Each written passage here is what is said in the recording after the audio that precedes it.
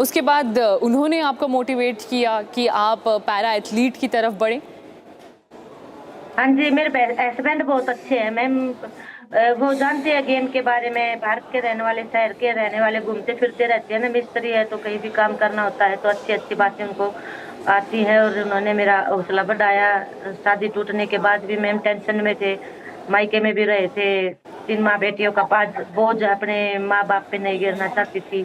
6 साल भी हमने वहीं पे अच्छे से काटे, फिर भी चिंता तो रहती है, इसलिए दूसरी शादी की। और हस्बैंड बहुत अच्छे हैं, उन्होंने हमें गेम में सिखाया, बेटियों को भी अपनाया। अच्छा, बेटियां मेरे से ज्यादा मेरे हस्बैंड से प्यार करती हैं और बहुत अच्छे इंसान है जिन्होंने हमारे नाम के तो भगवान है मैम, और दूसरा जन्म है हमारा, तो ये सोचो। और बहुत अच्छी सपोर्ट की है, किसी चीज में कोई रोक टोक नहीं, बोल देते हैं कि जो मेहनत करनी है, जो खाने पीना है और ना पहना है, फिर रिमाइंड अपने मेहनत करो, मस्त रहो, बाकी मैं संभाल लूंगा।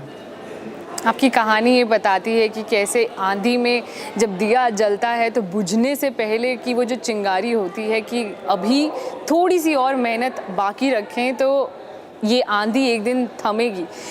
इस बात से प्रेरित होते हुए हमें ये अच्छा लगता है जब हम ऐसी कहानियों से रूबरू होते हैं और आप जैसे लोगों से मिलते हैं जो खुद ज़िंदगी में इतनी कठिनाइयों से सामना करके खुद एक ऐसा मुकाम हासिल करते हैं जहां पर पूरे हिंदुस्तान को आप पर गर्व है।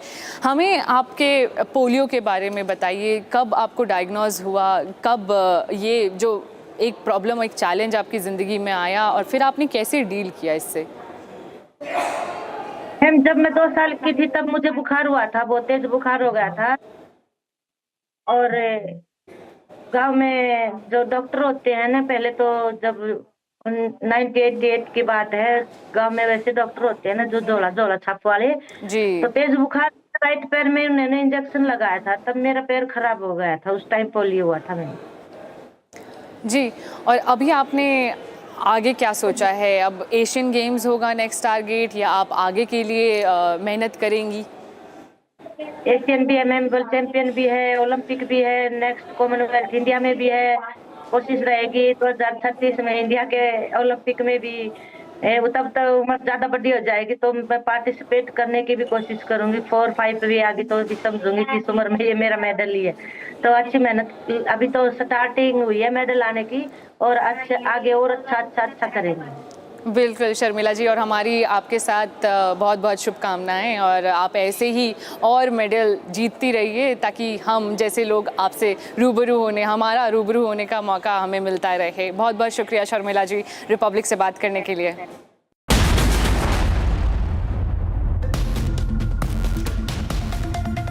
That was an exclusive interview. Now, India's medal tally at the Commonwealth Games is gathering momentum. Boxer Arundhati Chaudhary has stormed into the women's 70 kg semi-finals after defeating New Zealand's Morgan Henderson, assuring India of another medal. And the success isn't limited to the boxing ring. India has already delivered podium finishes across weightlifting, athletics, para-athletics and para-powerlifting as the contingent looks to climb further up to the medal table.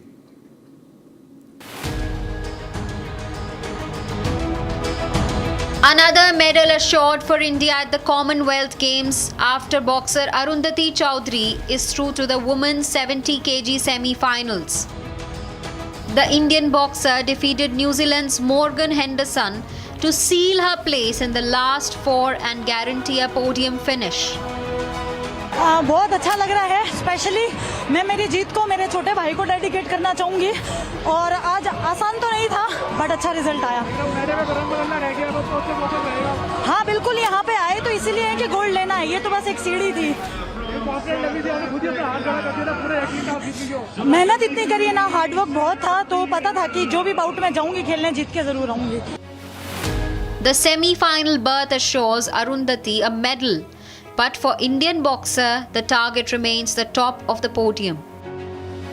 And Arundhati isn't alone. India has now assured itself of at least 9 medals in boxing, with a string of Indian fighters reaching the semi-finals in Glasgow.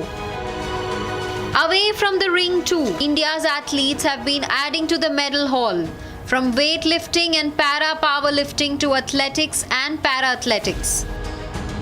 Mirabai Chanu has already struck gold in weightlifting.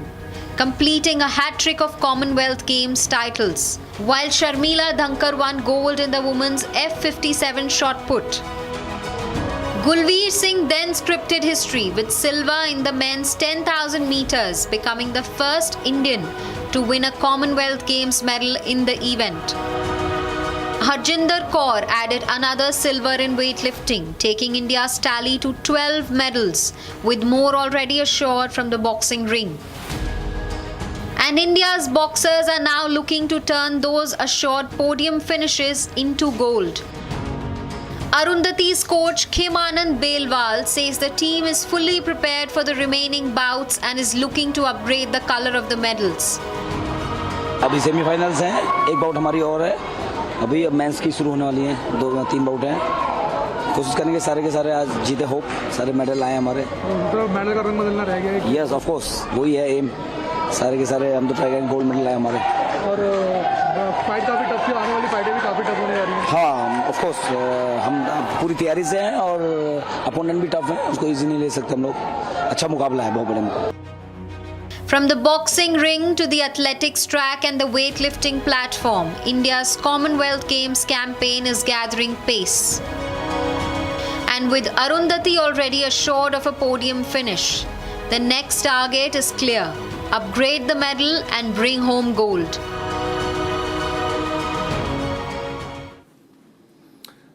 The Vande Mataram bill was passed by the Rajya Sabha yesterday, and the legislation is set to be tabled in Lok Sabha today. The new law changes the 1971 Act and gives Vande Mataram the same legal protection as the national flag, the constitution and the national anthem. The protection will apply to all 6 stanzas of the national song.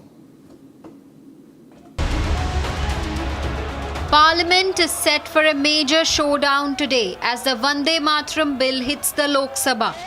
The legislation cleared the Rajya Sabha yesterday.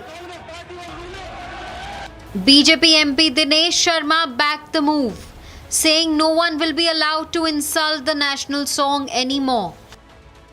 नहीं, राज्यसभा में जब वंदे मातरम राष्ट्रगान का अपमान न हो, उसको भी शामिल कर लिया गया राष्ट्रगीत को, तो मुझको लगता है कांग्रेस खुलकर तो नहीं बोल सकती कि मैं समर्थन में नहीं हूं, लेकिन चर्चा से भाग जाना राज्यसभा में ये दर्शाता है कि कांग्रेस को ये पसंद नहीं आया। पहले तो राष्ट्रगीत वंदे मातरम के 6 स्टेंजा में से 4 स्टेंजा को निकालने का काम कांग्रेस शासन ने किया था।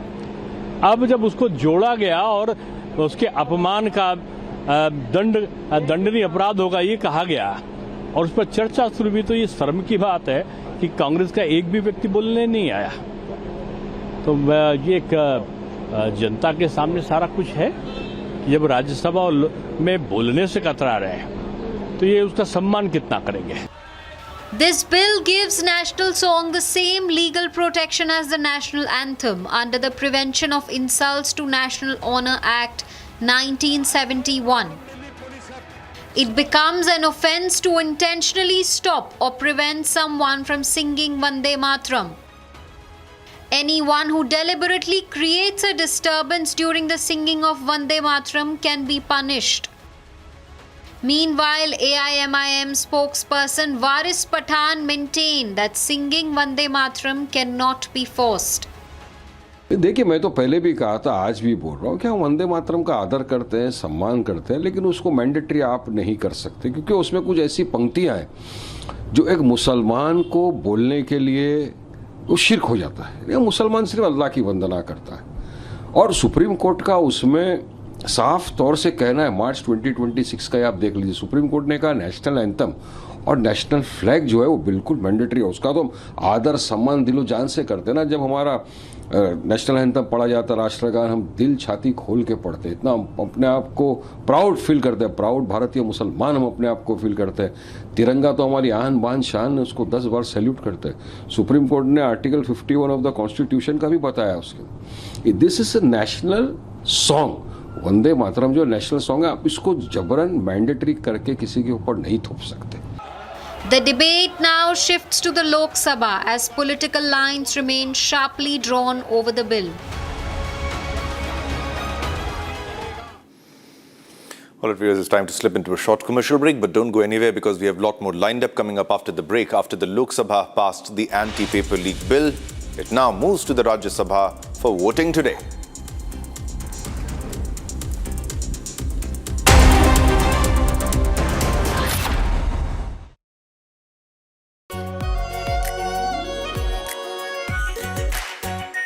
Our pure Shahi Paneer Masala. Delicious, healthy, every day. Amity has been ranked among the top universities globally for producing the most employable graduates by the Times Higher Education UK. Yet another testimony to Amity's excellent placement record. चमकी चाट से क्या बना है? आलू चाट या fruit चाट? स्वाद बढ़ाए चमकी चाट। क्या बात है? स्वादिष्ट पकोड़े और बरसान, अरे चमकी चाट है इसकी जान। असली स्वाद सिर्फ चमकी चाट। I wake up wearing someone else again, skin tight like porcelain. I don't recognize these eyes, something scratching from inside.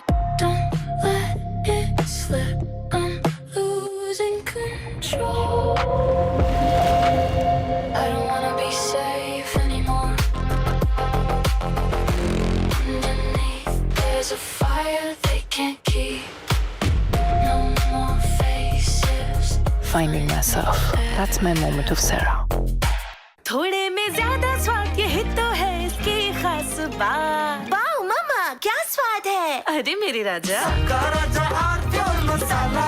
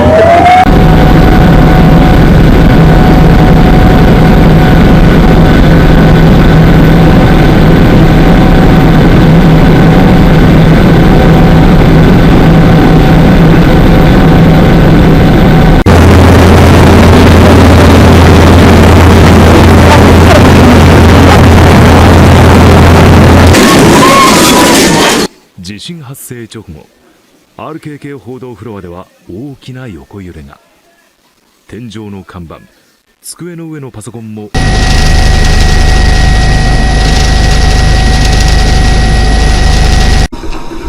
熊本県で震度7を観測しております。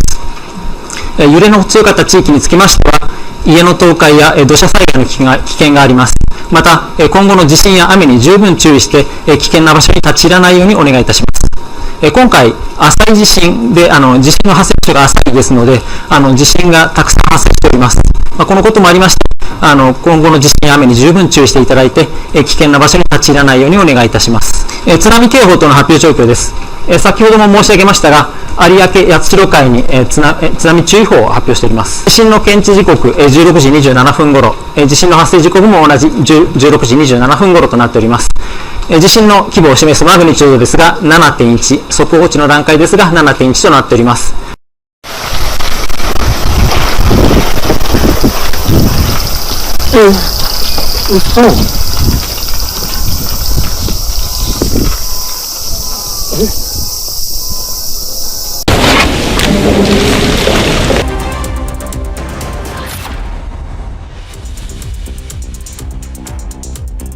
Viewers, now let's move on to another top story that we are tracking. Now, the standoff between farmers and the Madhya Pradesh government has intensified over the procurement of moong dal at the minimum support price, that is the MSP. Hundreds of farmers have been camping on the outskirts of Bhopal, demanding 100% procurement and reforms to the procurement system. As protests continue, the state government has begun fresh talks with farmer representatives. Here's a report.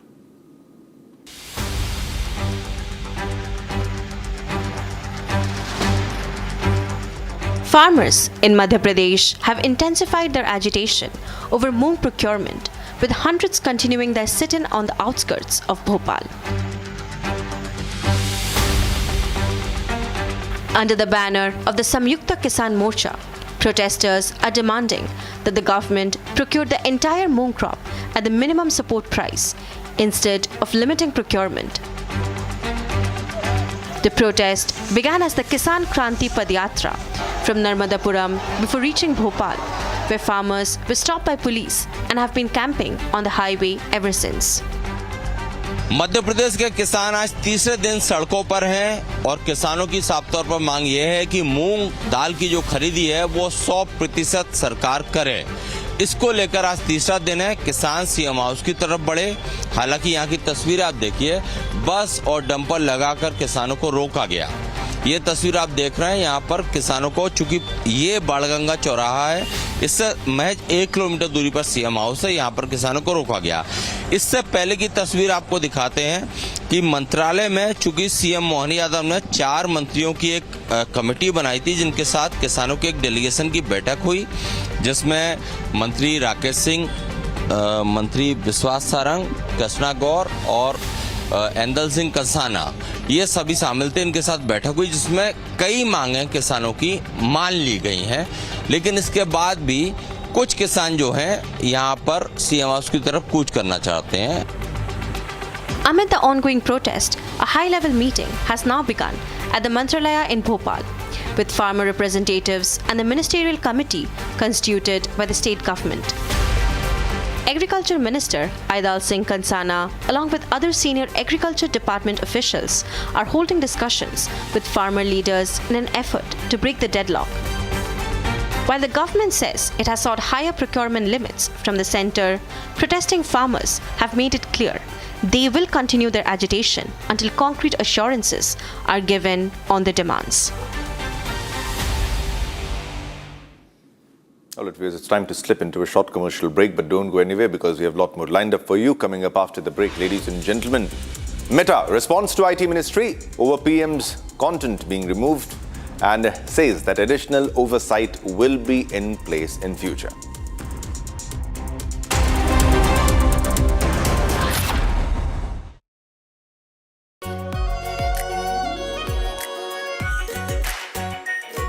Pure shahi paneer masala, delicious, healthy, everyday. Rani, इस घर में कुछ है जो टूटता नहीं। ये pillar कभी नहीं टूटेगा। रुंगटा स्टील टीएमटी से बना। रुंगटा नहीं तो घर स्ट्रॉन्ग नहीं। रुंगटा स्टील टीएमटी बार एकदम सॉलिड। चमकी चाट से क्या बना है? सैंडविच, लस्सी और छाछ और हर घूंट में चमकी चाट। ड्राई फ्रूट और दही बड़े। चमकी चाट से स्वाद बढ़े। असली स्वाद सिर्फ चंकी चाट। כשאני אומר מצוינת זה לא מן השפה אל החוץ. שיחה עם שותפות מלאה, עם תמיכה הדדית. היה שם גם כל הצוות הבכיר שלו, הצוות הבכיר שלנו, וגם כאן הייתה הזדמנות להחליף רעיונות. כשאני אומר מצוינת זה לא מן השפה אל החוץ. שיחה עם שותפות מלאה, עם תמיכה הדדית. היה שם גם כל הצוות הבכיר שלו, הצוות הבכיר שלנו, וגם כאן הייתה הזדמנות להחליף רעיונות וגם לתאם.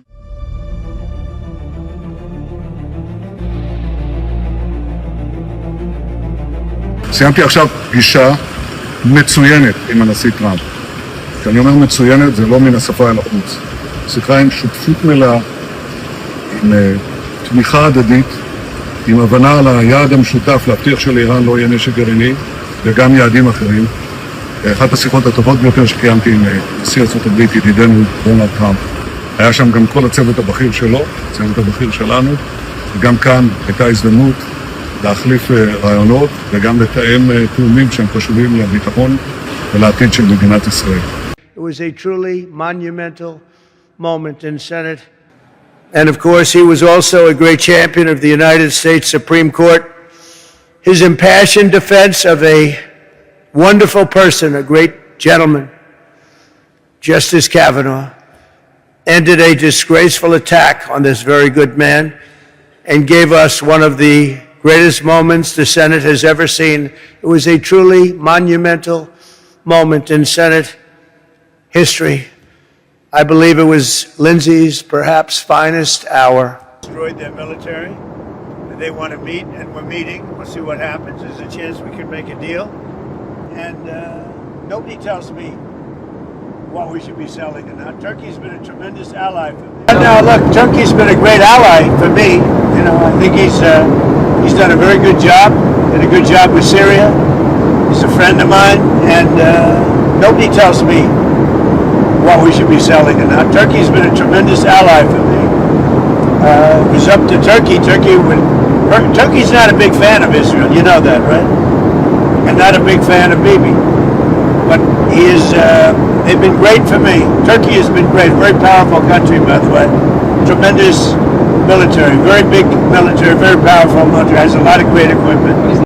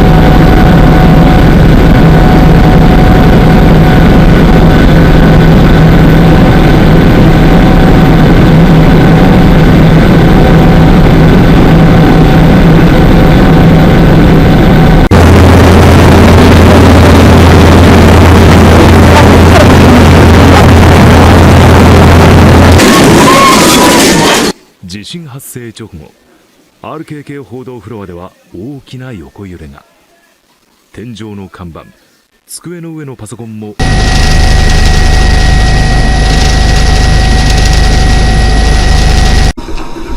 熊本県で震度7を観測しております。揺れの強かった地域につきましては家の倒壊や土砂災害の危険があります。また今後の地震や雨に十分注意して危険な場所に立ち入らないようにお願いいたします。今回浅い地震で地震の発生場所が浅いですので地震がたくさん発生しております。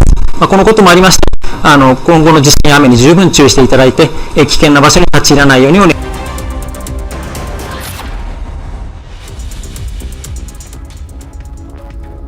A very warm welcome, viewers. You're watching Republic TV. I'm Shivam Dutt Mehta, and in this headline, we'll track all the national and international developments. But first up, let's have a look at the top headlines.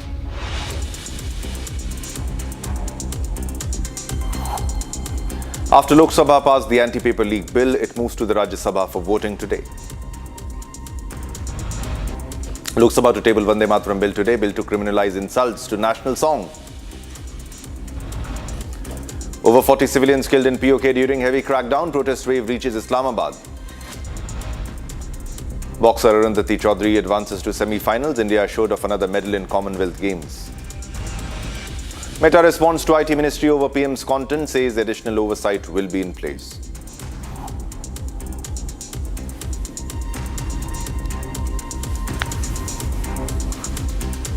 All right, viewers, let's begin this bulletin with the big breaking news development that we're getting from Donald Trump from United States. President Trump has stated that the US will strike Iran forcefully in retaliation, declaring it our turn to hit them after intercepting 5 rockets launched at American forces the previous night. Now, he noted that Iran is aware of the impending response and has urged the US not to proceed amid ongoing tensions and recent attacks on US positions. Let's listen into what Donald Trump has said. See that? No, we're not. No, we're gonna hit him very hard. I mean, I can actually say that because in that there's very little they can do about it. It was a different group than we're dealing with. They've already apologized, but you know we got to smack them a little bit. On that, sir, is that in response to the attempted ballistic missile strike on Jordan last night? When you say it's our turn to... I think more so that, because it was another smaller event. But no, they sent 8,000 mile-an-hour missiles at us. And fortunately, we had our people operating the greatest equipment in the world, namely the Patriot system. Think of it, 5 missiles going 8,600 miles an hour, big ones, coming right at us, and all 5 were shot down. How about that, right? Pretty good. Nobody else could do that but us, All right, so that was another warning by Donald Trump to Iran that there were missiles indeed fired at the US, that is especially the US bases and the military assets in the Middle East. And now let's move ahead to another breaking development. And this is another statement by Donald Trump when he was asked about a question that Iran has received ammunition, or China is arming Iran. So the reports indicate Iran may soon receive around 400 rocket launchers from China routed through Pakistan, prompting President Donald Trump to respond that such a move would be surprising, that he would be surprised, and given strong assurances from Chinese President, that is Xi Jinping. Now, Trump stated that that would be surprising, things like that happen, and Xi told me very strongly he wouldn't partake, but he knows I'd be quite disappointed amid escalating US-Iran tensions. Let's listen into the statement of Donald Trump. President Xi told you that China would not give or sell Iran any weapons. And there's a new report that Iran's about to get 400 rocket launchers from China going through Pakistan to Iran. Well, that would be surprising. I mean, things like that happen, but that would be surprising. He told me very strongly he wouldn't partake, and he knows I'd be quite disappointed. Yeah, please. Mr. President, And he's coming here, I think, on September 24th. President Xi told you that China would not give or sell Iran any weapons. And there's a new report that Iran's about to get 400 rocket launchers from China going through Pakistan to Iran. Well, that would be surprising. I mean, things like that happen, but that would be surprising. He told me very strongly he wouldn't partake, and he knows I'd be quite disappointed. Yeah, please. Mr. President, And he's coming here, I think, on September 24th. All right, viewers, at Republic, we are tracking all the developments from the West Asian conflict, and we are getting a breaking news development from Bushehr and Abadan, where explosions have been heard, ladies and gentlemen. Explosions have been heard in Bushehr and also Abadan and Kesham Island, strategically important for Iran. Now they have been struck. The southern side of the Kesham Island, southern side of Iran. Explosions were heard in Bushehr and also Abadan. 2 visuals on your screen, ladies and gentlemen, so that you can understand the magnitude and the gravity of the situation, how the war is escalating even after such a long time, even after negotiations, even after an MOU, when it escalated because of the strikes by the IRGC against commercial vessels, and then it escalated to a point of no return now, and the war is continuing. Let's listen into the audio also, if we have audio of the explosions. All right, so these are the visuals that we have that have emerged of the explosions of Bushehr in and Abadan, coming in from the West Asian conflict. These are explosions which have been heard in Bushehr and Abadan.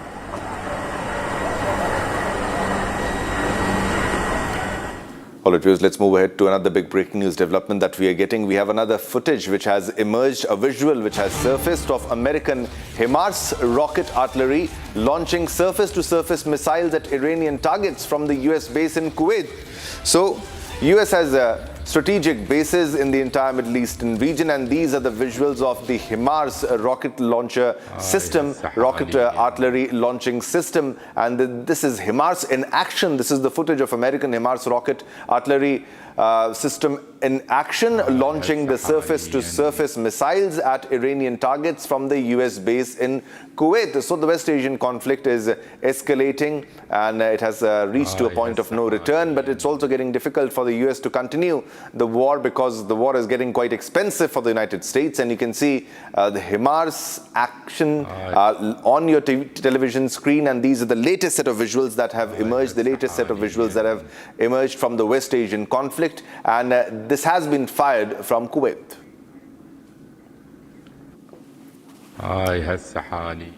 All right, let's move on to another top story that we are tracking. Spain is battling one of the worst wildfire seasons in its history. More than 207,000 hectares of land have been destroyed this year. The fires, fueled by extreme heat, dry winds and prolonged heat waves, have left forests burned, businesses damaged and communities struggling to recover. A popular campsite has suffered heavy losses during the peak holiday season, while a sailing school near Madrid says it will take a long time before activities can return to normal. Now, local leaders are now calling for urgent support, better recovery plans and stronger measures to prevent such disasters in the future. Take a look. Spain is facing one of its worst wildfire crises in history, with more than 2 lakh hectares of land destroyed by fires this year. Rising temperatures, dry winds and prolonged heat waves are increasing the risk of further flare-ups, keeping emergency crews on constant alert across the country. The monasterio camping, which offered tent sites, static caravans and bungalows, has been severely affected by the wildfires.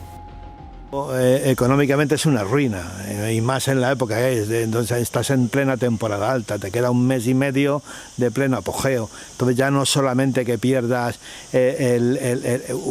los elementos de acampada, los mobile hall, los bungalows y demás, sino que pierdes, digamos, unos ingresos importantes y que además luego te significa que va a haber una serie de trabajadores que van a tener que ir al paro. In Madrid's Sailing Federation School, most of the training sailboats have survived, but the secretary of the federation explains that the area will take time to recover. Habéis visto cómo está todo, o sea, está todo imposible y aquí vamos a tardar mucho tiempo en volver a hacer actividades, porque nosotros, aunque no hemos pedido barcos, pero hemos pedido los remolques. Entonces, claro, y todo esto, o sea, este dorama se ha perdido 50 embarcaciones. O sea que es tremendo, va a afectar muchísimo. Aparte de eso, bueno, no es nada agradable venir a un sitio que está todo quemado, como podéis ver. A sacar de donde haya, a hablar con todo el mundo, a pedir a todo el mundo y a intentar poner el pueblo funcionando lo antes posible y hacer una planificación seria y desde el estudio y la moderación de lo que tenemos que hacer para que, primero, poner esto como era o más bonito y segundo, para que esto no vuelva a pasar. People in Spain are struggling to get back to normal pace of life. A powerful earthquake has left a trail of devastation across southwestern Japan. Rescue teams are racing against time to locate survivors trapped beneath collapsed buildings, while the death toll continues to climb. From damaged homes and temples to a major shopping mall reduced to rubble, the disaster has triggered a massive emergency response. Here's a report. Rescue teams are battling against time in southwestern Japan after a powerful 7.1 magnitude earthquake devastated parts of Kumamoto and neighboring areas. At least 18 people have been killed, while dozens have been injured as search operations continue. One of the worst hit sites is the Aeon Mall in the Kashima city. Around 3,000 shoppers were evacuated before a gas explosion rocked another section of this complex. 突然もう買い物が済んでですね、あとレジに行くところだったんですけど、突然、地震は突然ですよね。で、起きたもんですからね、もう周りはですね、品物がバラバラってもう散らかって。でもうカートが動かせなくなったんですね。Residential neighborhoods have also suffered extensive damage. Homes, roads, and public infrastructure have been affected. Residents say the destruction has revived painful memories of the devastating Kumamoto earthquake a decade ago. また同じことだなと思ったんですけど、前回熊本地震の10年前の時は1回片付けてよかったねって言ったらまた本震が来て、でもそれ以上にまたなっちゃったんですね。だから今回はね、生活ができるぐらいの範囲をまず片付けて、で様子を見て、そして本格的な片付けをしようかなって思ったんですね。Historic landmarks were not spared either. At the centuries-old Chobukuji Buddhist temple, gates that had been rebuilt after the last major earthquake collapsed once again. Builders inspecting the damaged temple now say years of restoration work may now have to begin all over again, highlighting the scale of destruction left behind. 数年かけての計画で全体を建て替えてるんで、また同じ作業になるのかっていう、唖然としたっていうか、言葉が出ないんで。Industrial facilities have also suffered damage, with chimneys at a paper plant affected and a bridge collapsing under the impact. Rescue operations continue across the region, and authorities fear the casualty count could rise further. So the earthquake has caused a major destruction in Japan, and rescue work is ongoing, and the rebuilding of the destructed buildings is ongoing. Now let's move ahead and get you other top international developments now in international wraps.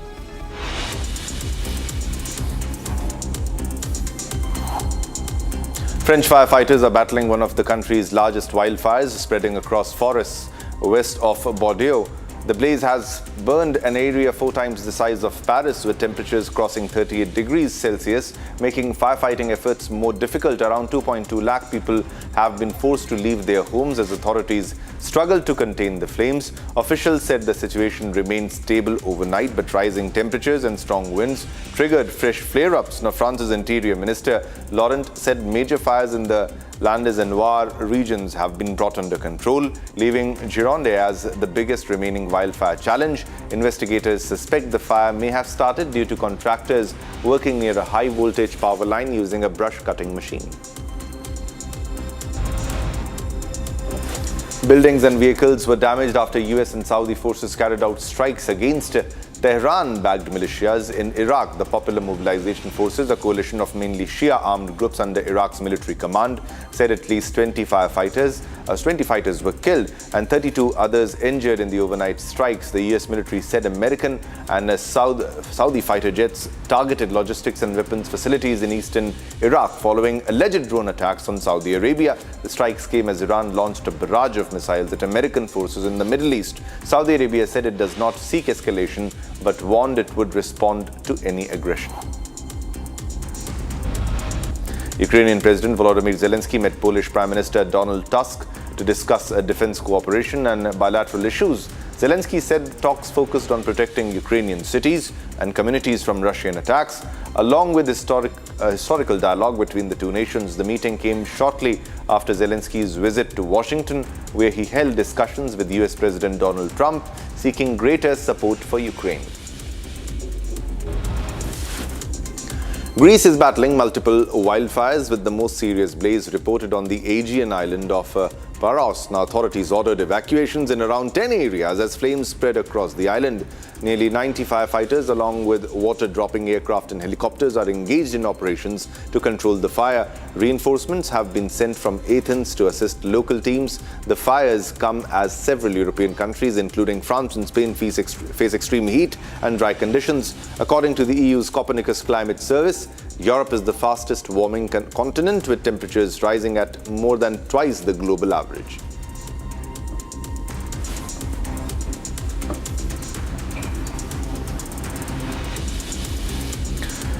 All right, viewers, now let's move on to another top story that we are tracking. This is about the massacre in POK. Now, bloodshed in POK, with reports of dozens killed as Pakistani security forces cracked down on protests in Rawalkot and Mirpur. Now, civil society groups and protesters have accused security forces of opening fire on demonstrators, while casualty figures remain contested amid communication restrictions.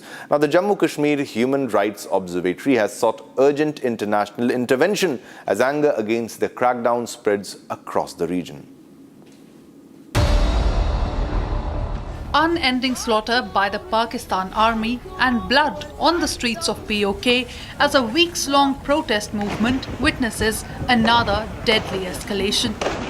तो यहाँ पे जो पाकिस्तान की forces हैं उन्होंने बड़ी बेरहमाना अंदाज में, ज़ालिमाना अंदाज में नत्ते अवाम पे जो है गोलियाँ बरसाई, जदीद असला का इस्तेमाल किया गया और नत्ती अवाम पे जो है 20 के करीब हमारी कल शहादतें हुई और 400 से अबव हमारे जो ज़ख्मी उनको गोलियाँ लगी।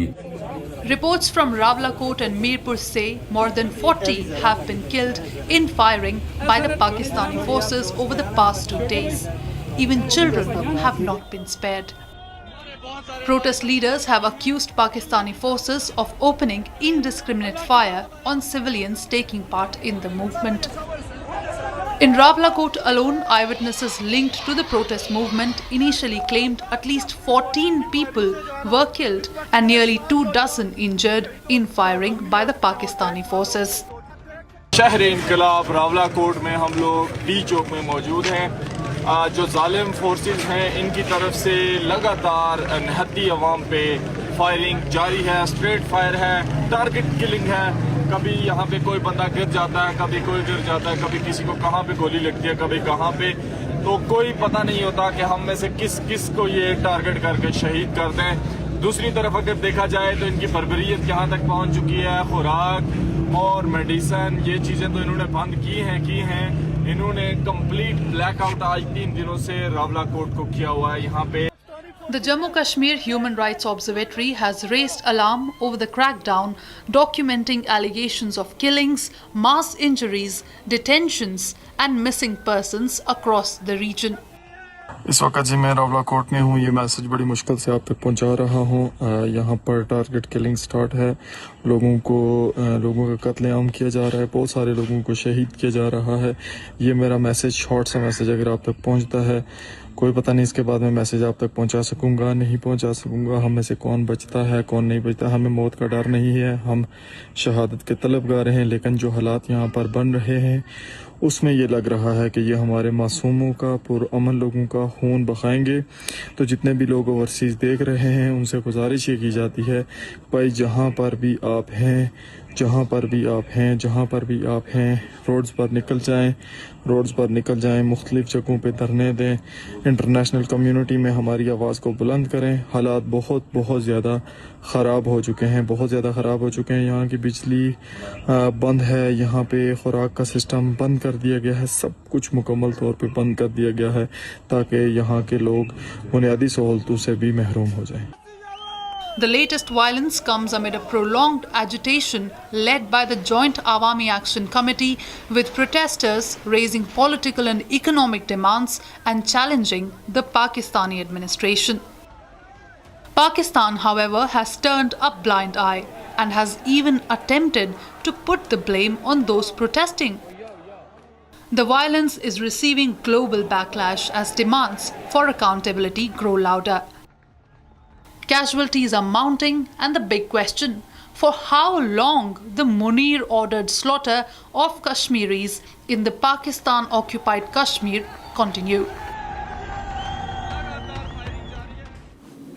All right, so the actual death toll is also not out because of the restrictions and because the internet has been curbed, but atrocities are being done by the Pakistani army, the Pakistani rangers, the Pakistani police. But even then, the protests are rising, and there are strong protests happening even today in POK. We'll get you all the updates on that. But now it's time to slip into a short commercial break. Don't go anywhere, because coming up next, ladies and gentlemen, boxer Arundhati Chaudhary advances to semi-finals. India assured of another medal in Commonwealth Games.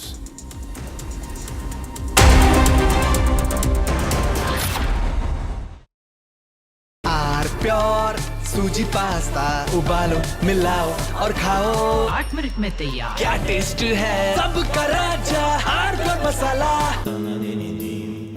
Amity has been ranked among the top universities globally for producing the most employable graduates by the Times Higher Education UK. Yet another testimony to Amity's excellent placement record. चमकी चाट से क्या बना है? Sandwich, लस्सी और छाछ। हर घूंट में चमकी चाट। अब बताओ स्वाद आया? आया। असली स्वाद सिर्फ चमकी चाट।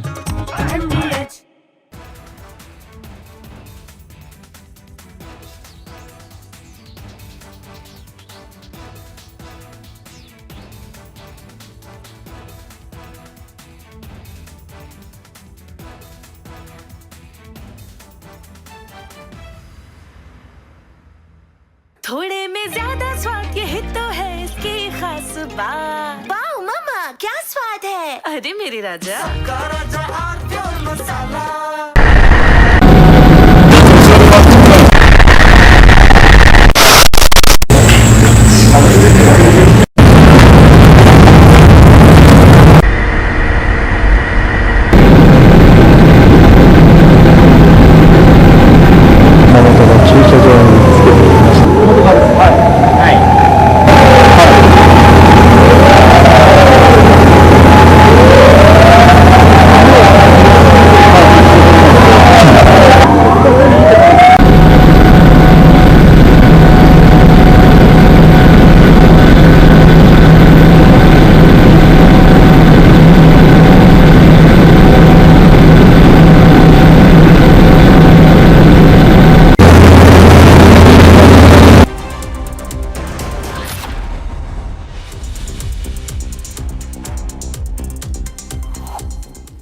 Welcome back, viewers. You're watching Republic TV. This is Shivam Dutt Mehta. And now let's shift our focus and get you all the top developments from the world of business now in Business Wraps.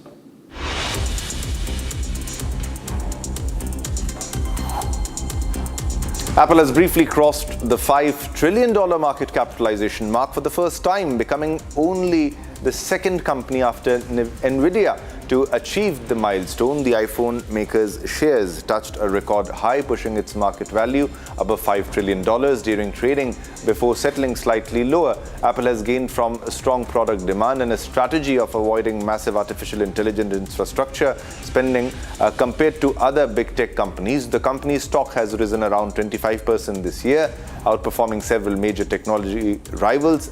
Analysts say steady iPhone pricing and new financing options have also helped boost consumer demand. The Finance Ministry has called for quicker policy responses and faster implementation of reforms to maintain India's attractiveness for domestic and foreign investors.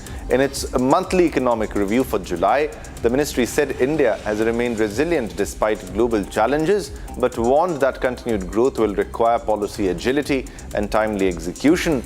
The report highlighted rising geopolitical tensions in West Asia, higher energy prices, and uncertainty over global growth and inflation. The ministry said faster reforms will be crucial as global economic uncertainties are expected to continue in the coming years.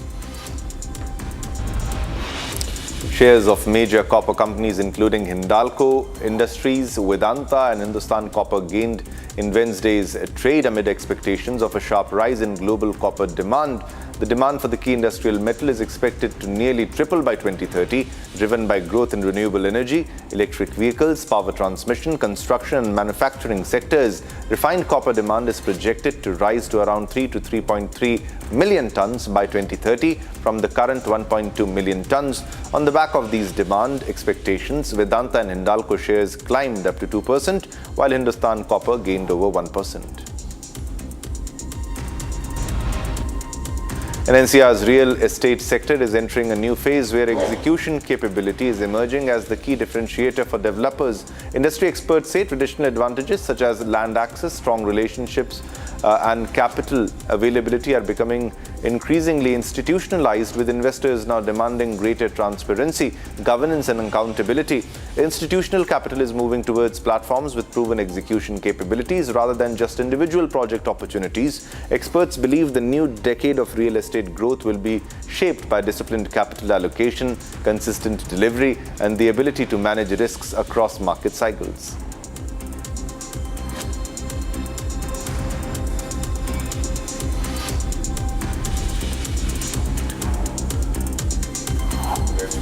All right, viewers, time to slip into a short commercial break, but don't go anywhere. Coming up next, Lok Sabha to table Vande Mataram bill today, bill to criminalize insults to national song.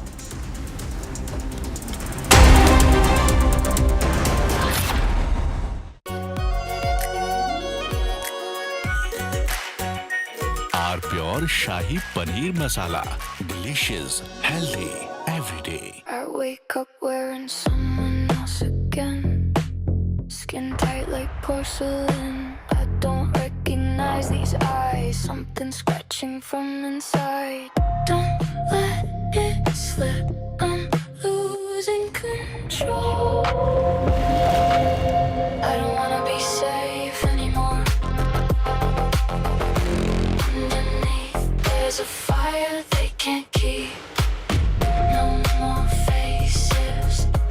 myself. That's my moment of Sarah. प्यास बुझाए ठंडक लाए सबको भाई जीरा से MDH का जल जीरा जीरा से जीरा सिप असली रिफ्रेशिंग, असली स्वाद, असली मजा. כשאני אומר מצוינת זה לא מן השפה אל החוץ. שיחה עם שותפות מלאה, עם תמיכה הדדית. היה שם גם כל הצוות הבכיר שלו, הצוות הבכיר שלנו, וגם כאן הייתה הזדמנות להחליף רעיונות. כשאני אומר מצוינת זה לא מן השפה אל החוץ. שיחה עם שותפות מלאה, עם תמיכה הדדית. היה שם גם כל הצוות הבכיר שלו, הצוות הבכיר שלנו, וגם כאן הייתה הזדמנות להחליף רעיונות וגם לתאם.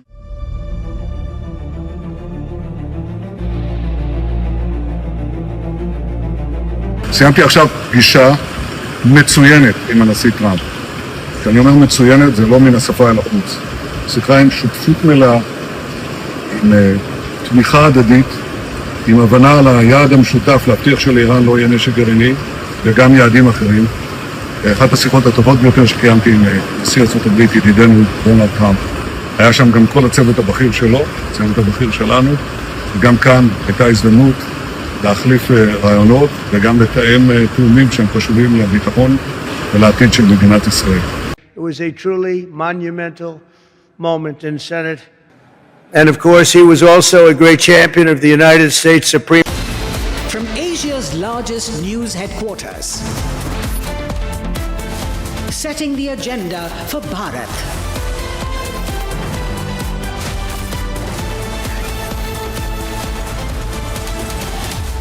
You're watching Republic.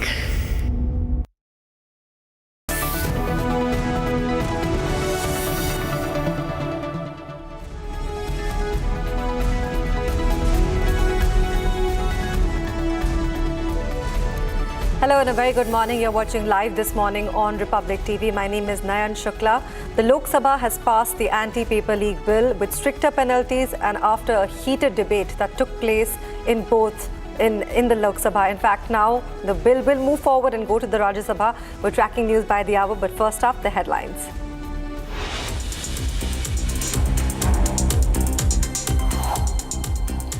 After Lok Sabha passed the anti-paper league bill, it now moves to Rajya Sabha for voting today.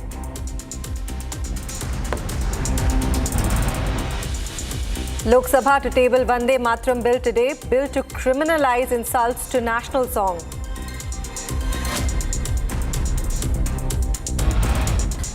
Over 40 civilians killed in POK during heavy crackdown. Protest wave reaches Islamabad.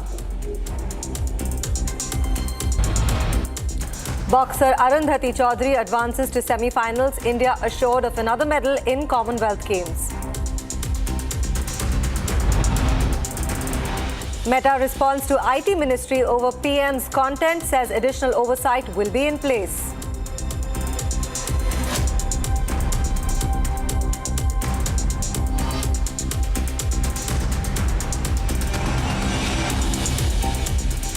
Viewers, the Joint Awami Action Committee, which is the JAAC, has now confirmed that over 40 innocent civilians are killed in the last 3 days. This is the breaking news of the hour. 40 civilian lives have been taken away by the Pakistani army in the last 3 days.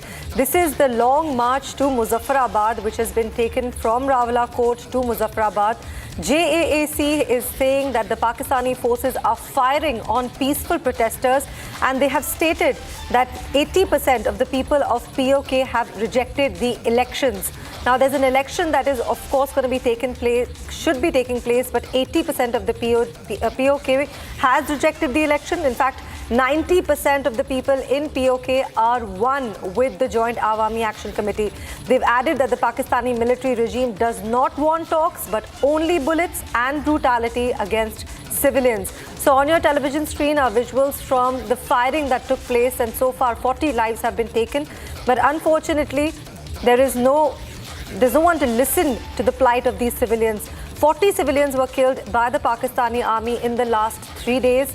And what we're also understanding to know is that more than 200 plus civilians have been injured while the Pakistani forces continue to fire on these peaceful protesters.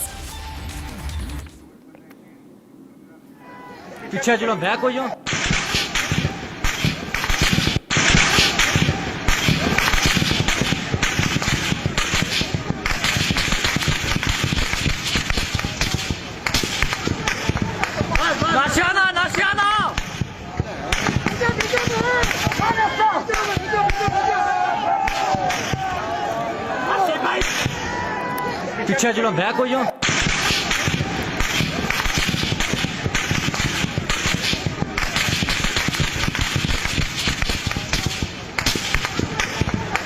Nashana, Nashana!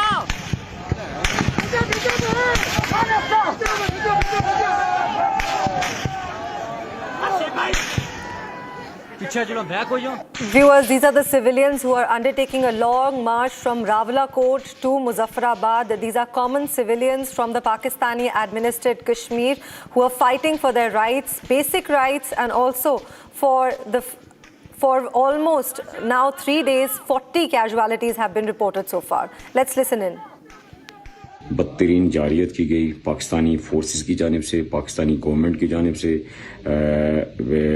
Straight fire किए गए और इसी तरह हमारी अभी जो मजमूई तौर पर हमारे जो क्योंकि दीगर धरनों के अंदर उस तरह का टेलीफोनिक रब्ता जो है वो डिस्कनेक्ट है 40 के करीब जो इतलात मिली हैं कि 40 के करीब अभी शहादतें क्योंकि मीरपुर के अंदर भी शहादतें कंफर्म नहीं हो रही कि कितनी है बहरहाल 40 के करीब शहादतें हो चुकी हैं इन 3 दिनों के अंदर और हमारे सैकड़ों अफराद जो है ज़ख्मी हो चुके हैं। मैं समझता हूँ कि इस वक्त जो बदतरीन दहशतगर्दी की गई कि वो हथियार इस्तेमाल किए गए जो हथियार कंट्रोल लाइन पे होने चाहिए, जो हथियार हिंदुस्तान पे इस्तेमाल होते हैं, उन हथियारों का इस्तेमाल, जदीद हथियारों का इस्तेमाल जम्मू कश्मीर की नत्ते अवाम पे किया गया और ये मैं समझता हूँ कि बहुत बड़ा जुल्म और बर्बरियत है कि क्योंकि हमारी कोई लड़ाई नहीं है। हम पहले भी कह चुके कि पाकिस्तान के साथ हमारी ना कोई लड़ाई है, ना पाकिस्तानी फोर्सेस के साथ कोई लड़ाई है, ना पाकिस्तानी इदारों के साथ, ना ही हम पाकिस्तान के ख़िलाफ़ हैं।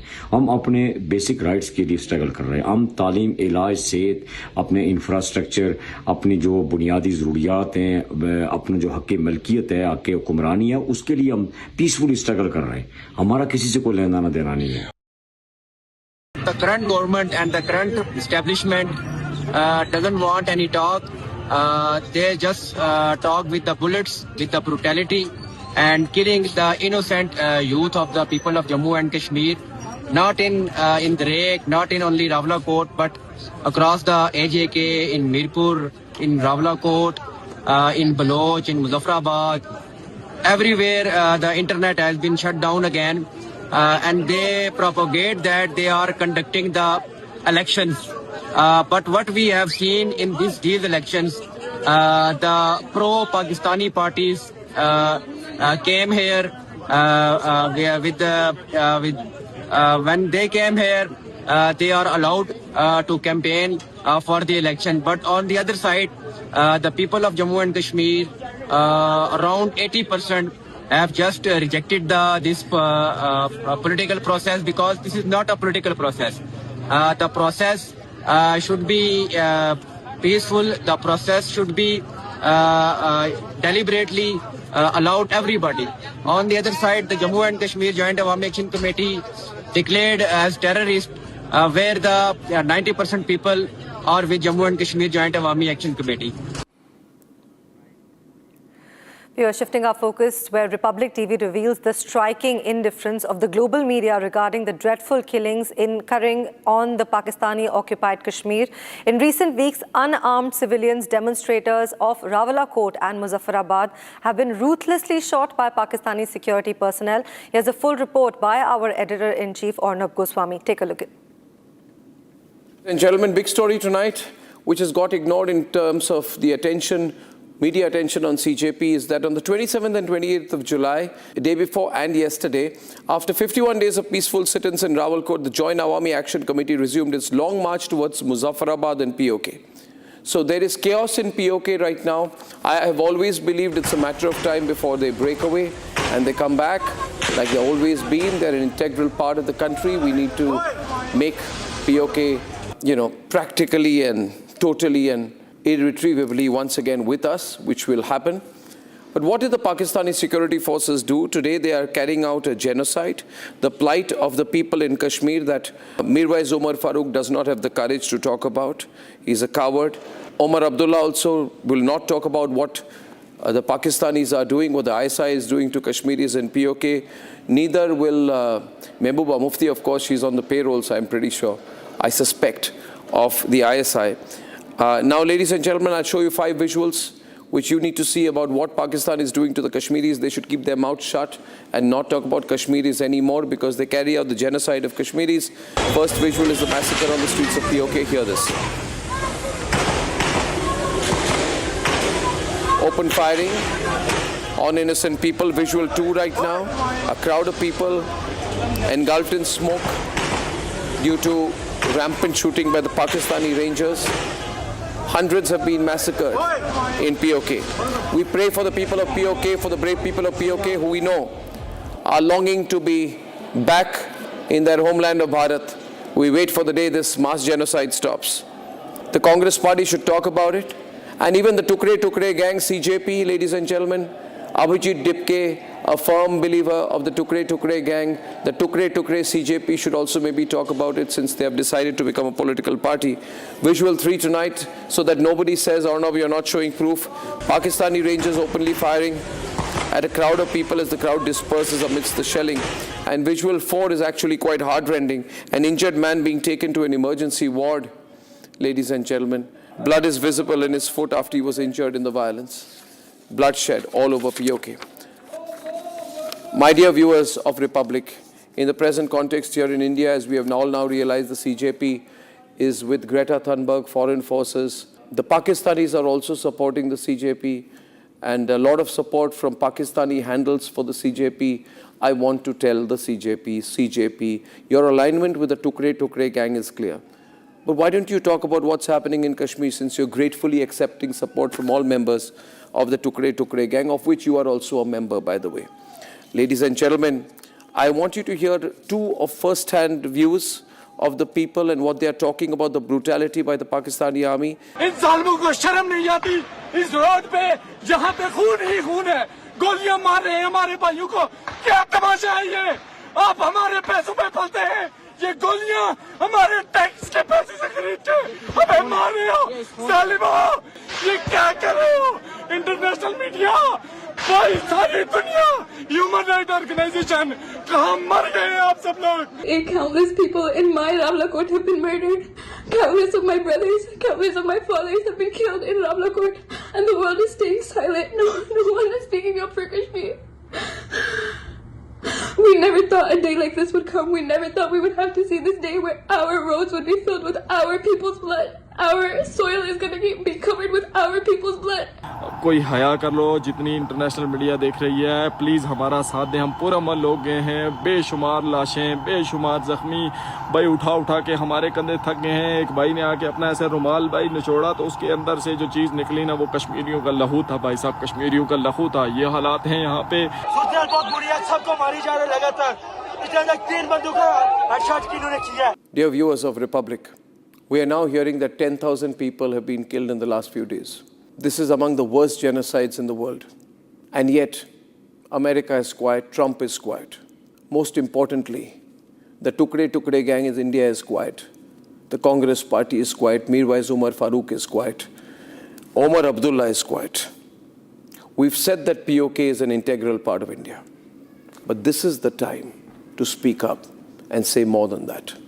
If you're watching this broadcast, if there's something that you can do to stop this genocide, do that. And let's be sure of one thing. Even if CNN and BBC are not going to talk about the bloodshed and the genocide in POK, the Republic Media Network, bringing you these pictures, pleads to the conscience of these fake organizations, like Al Jazeera. You see, Al Jazeera is a fraud organization, and that's why this fraud organization will not talk about the genocide in POK. Al Jazeera, BBC, CNN, they're all fraud organizations. The biggest genocide in the world is happening right before their eyes. And they're talking about the weather in London. Shame on them. Viewers, the Rajya Sabha is set to debate for the anti-paper leak bill today after the Lok Sabha passed the bill on Wednesday, which was yesterday. This is the breaking news of the hour. There are other bills that will be discussed, but Rajya Sabha is set to debate on the anti-paper leak bill today. In fact, the breaking news is that other bills like the Vande Mataram bill which was passed in the Rajya Sabha, is set to be introduced and debated in the Lok Sabha today. The government will also be present in the Supreme Court and the amendment of Bill 2026 for consideration and approval in the Lok Sabha. So many bills are going to be discussed, considering the Vande Mataram bill is tabled in Lok Sabha today, and also the anti-paper leak bill will be discussed in the Rajya Sabha also today. So there's going to be discussion by the Supreme Court judges in the Lok Sabha. Also, like I told you, the anti-paper leak bill is going to be tabled in Rajya Sabha today. So breaking news coming in for the hour.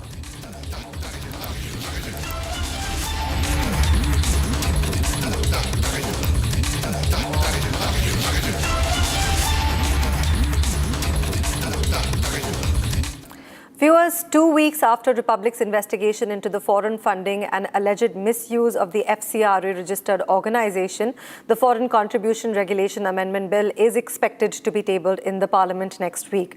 The proposed legislation seeks to tighten scrutiny of the foreign contributions, introduce a new framework for managing assets of the organizations whose registrations are already cancelled or surrendered, and also plug legal and administrative gaps. As the bill heads for a debate, the political temperatures are expected to rise. We're tracking that for you, but take a look at this report.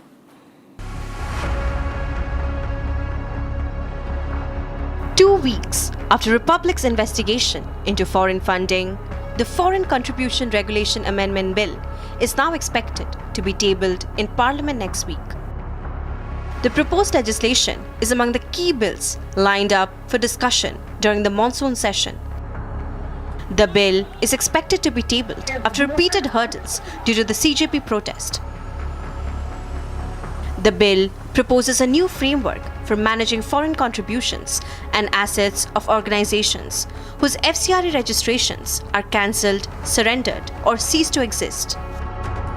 According to the government, the amendments aim to plug administrative and legal gaps, strengthen transparency, and tighten security of foreign funding. The proposed changes also seek stronger oversight of foreign contributions, with the government maintaining that the objective is greater accountability and compliance under the FCRA framework. The opposition, however, has raised concerns that the amendments could expand government powers and impact the functioning and assets of charitable organizations. As the bill prepares to enter Parliament, political confrontation is expected to intensify. The government and opposition is likely to sharply differ over the future of Foreign Funding Regulations Act. But this also raises question on why is the opposition resisting the FCRA amendment? Is the concern about civil society or about tighter scrutiny of foreign funds? After Republic's investigation brought the misuse of foreign funding into the spotlight, all eyes are now on Parliament, where the FCRA amendment bill is expected to trigger one of the biggest debates of the monsoon session. Viewers, we're heading into a short commercial break. You're watching live this morning on Republic TV with me, Nayan. Once you come back, there is Dilip Gavit securing the third gold. Mohammed Basil clinches the silver in the 100-meter T47 final. Murali Sri Sankar clinches a second silver in high jump. All of the Commonwealth Games updates for you on the other side.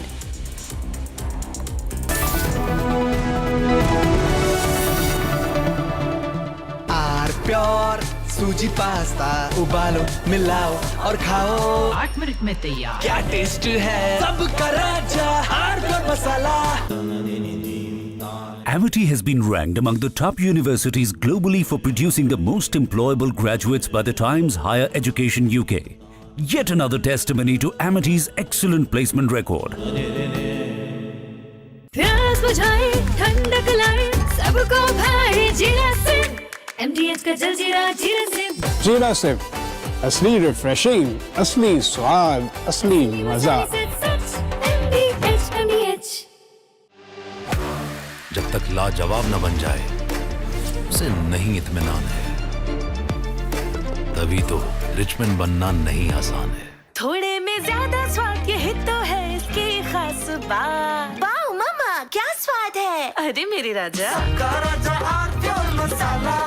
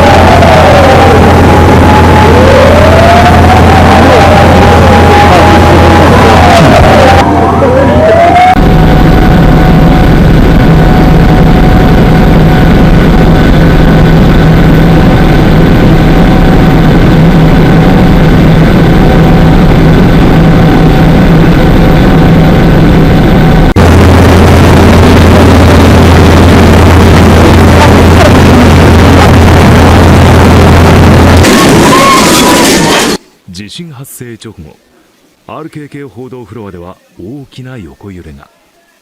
天井の看板、机の上のパソコンも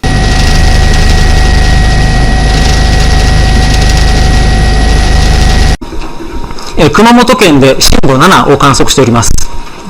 揺れの強かった地域につきましては、家の倒壊や土砂災害の危険があります。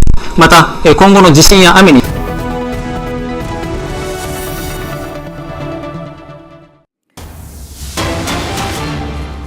You're watching live this morning. Breaking news for the hour. Dilip Gavit has secured India's third gold at the CWG.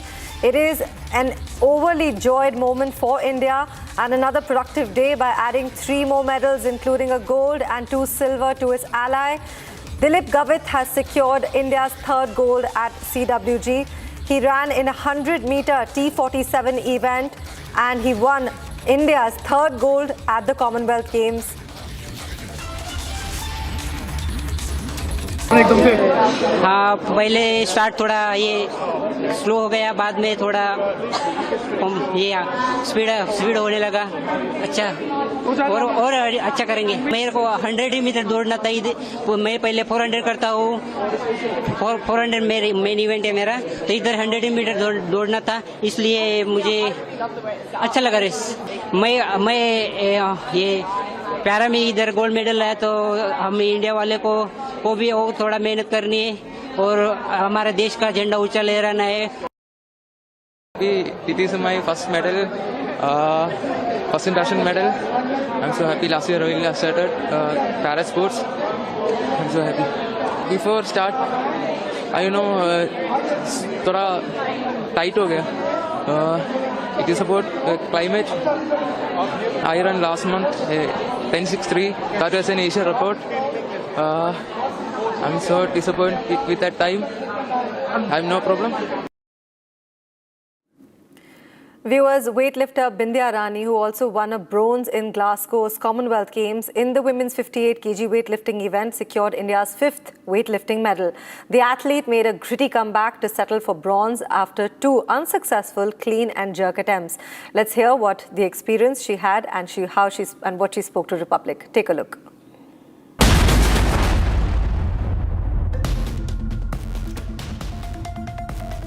Now, another proud moment for India at Commonwealth was also when Bindya Rani Devi claimed the bronze medal in the women's 58 kg weightlifting event at the Commonwealth Games. The bronze medalist now joins us live. Bindya Rani, thank you so much for speaking to Republic.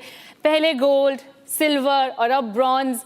Medal के बिना आप कभी वापस नहीं आई हैं CWG से?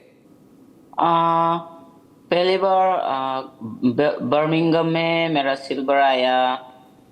उसके time तो मेरा बॉडी वेट भी 55 में, मतलब अभी मैंने काफ़ी मेरा बॉडी वेट भी चेंज करके इस बार खेला है 58 कैटेगरी में। फिर भी मैंने इस बार ब्रॉन्ज मेडल आया, वो सेटिस्फाई है मेरे को। जी बिंद्या रानी, आपके अर्ली ट्रेनिंग डेज मणिपुर से कैसे आपने डिसाइड किया कि आप वेट लिफ्टिंग में जाएंगी? मीराबाई चानू भी वहाँ से हैं, कई ऐसे हम प्लेयर्स देख चुके हैं जो वेट लिफ्टिंग की तरफ वहाँ से जाते हैं। वहाँ पर क्या सुविधाएं हैं और किस चीज़ ने आपको मोटिवेट किया कि आपको वेट लिफ्टिंग की तरफ बढ़ना है?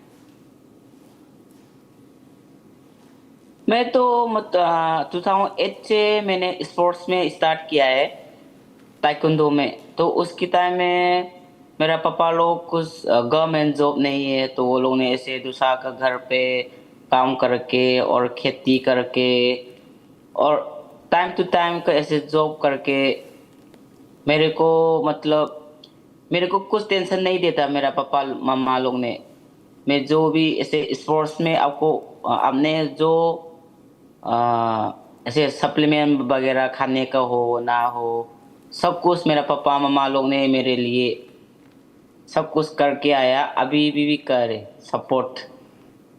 जी बिल्कुल, बहुत खुशी की बात है कि आपको सपोर्ट मिलता रहा। बट बिंद्या रानी, चैंपियंस एक तरफ, बट जब आप तैयारी नहीं कर रही होती हैं तब आप क्या करती हैं? आपका बेस्ट टाइम पास रूटीन क्या है?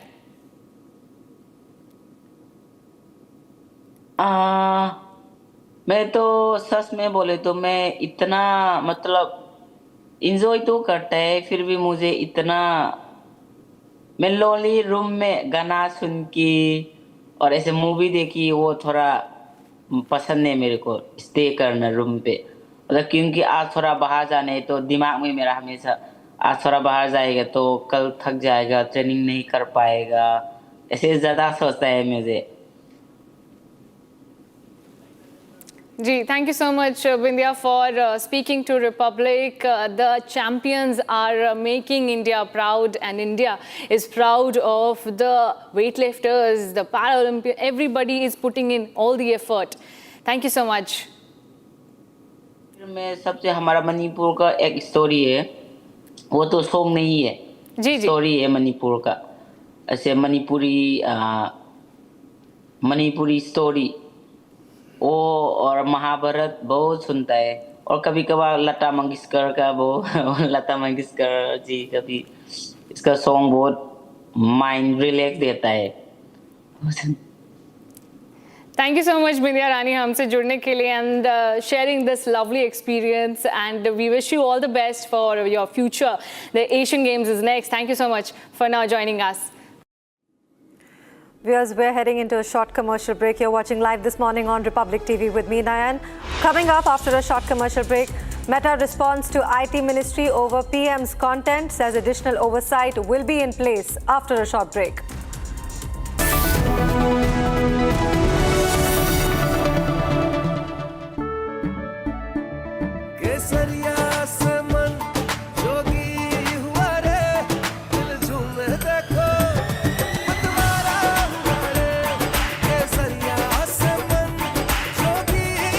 हर पल मनाओ केसरी त्योहार।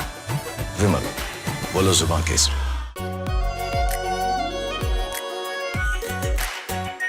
Are pure shahi paneer masala, delicious, healthy, everyday. Rani, इस घर में कुछ है जो टूटता नहीं। ये पिलर कभी नहीं टूटेगा। रुंगटा स्टील TMT से बना। रुंगटा नहीं तो घर स्ट्रॉन्ग नहीं। रुंगटा स्टील TMT बार एकदम solid.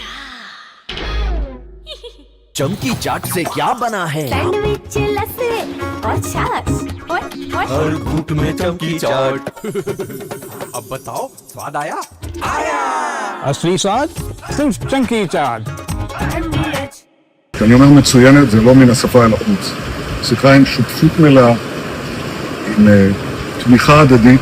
היה שם גם כל הצוות הבכיר שלו, הצוות הבכיר שלנו, וגם כאן הייתה הזדמנות להחליף רעיונות. כשאני אומר מצוינת זה לא מן השפה אל החוץ. שיחה עם שותפות מלאה, עם תמיכה הדדית. היה שם גם כל הצוות הבכיר שלו, הצוות הבכיר שלנו, וגם כאן הייתה הזדמנות להחליף רעיונות וגם לתאם.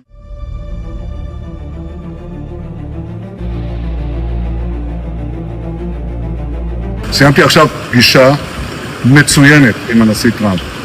כשאני אומר מצוינת זה לא מן השפה אל החוץ. שיחה עם שותפות מלאה, עם תמיכה הדדית, עם הבנה על היעד המשותף להבטיח שלאיראן לא יהיה נשק גרעיני וגם יעדים אחרים. אחת השיחות הטובות ביותר שקיימתי עם נשיא ארצות הברית, ידידנו דונלד טראמפ. היה שם גם כל הצוות הבכיר שלו, הצוות הבכיר שלנו, וגם כאן הייתה הזדמנות להחליף רעיונות וגם לתאם תאומים שהם חשובים לביטחון ולעתיד של מדינת ישראל. It was a truly monumental moment in Senate. And of course, he was also a great champion of the United States Supreme Court. His impassioned defense of a wonderful person, a great gentleman, Justice Kavanaugh, ended a disgraceful attack on this very good man and gave us one of the greatest moments the Senate has ever seen. It was a truly monumental moment in Senate history. I believe it was Lindsey's perhaps finest hour. Destroyed their military. They want to meet, and we're meeting. We'll see what happens. There's a chance we can make a deal. And nobody tells me what we should be selling or not. Turkey's been a tremendous ally for me. And now, look, Turkey's been a great ally for me. You know, I think he's done a very good job. Did a good job with Syria. He's a friend of mine, and nobody tells me what we should be selling or not. Turkey's been a tremendous ally for me. It was up to Turkey. Turkey would Turkey's not a big fan of Israel. You know that, right? And not a big fan of Bibi. But they've been great for me. Turkey has been great. Very powerful country, by the way. Tremendous military, very big military, very powerful military. Has a lot of great equipment.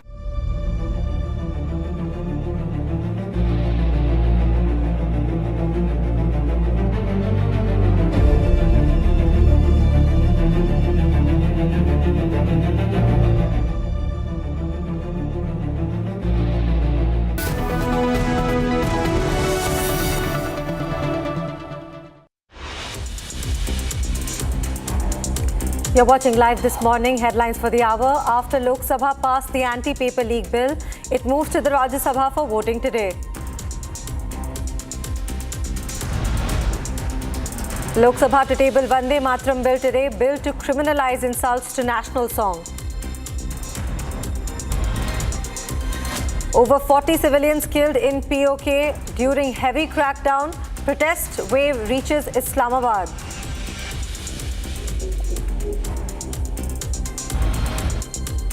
Boxer Arundhati Chaudhary advances to semi-finals. India assured of another medal in Commonwealth Games.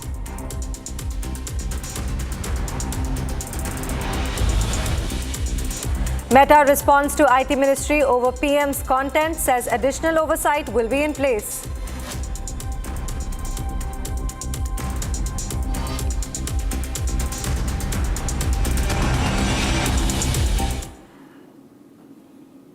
Viewers, President Donald Trump stated that the United States will strike Iran forcefully in retaliation. This is the breaking news of the hour.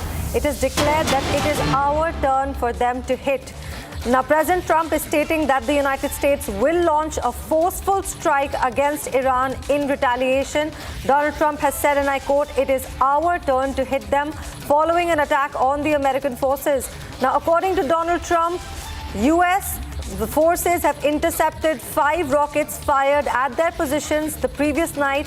He's also claiming that Iran is aware that the United States' response is imminent. Donald Trump also said that Iran has urged the United States not to carry out the planned retaliation. Now, all of these remarks are coming amidst the ongoing tension between the recent attacks targeting United States military position in the region. So Donald Trump is issuing fresh warning to Iran and has said that it is now our turn to hit them, which he means is Iran.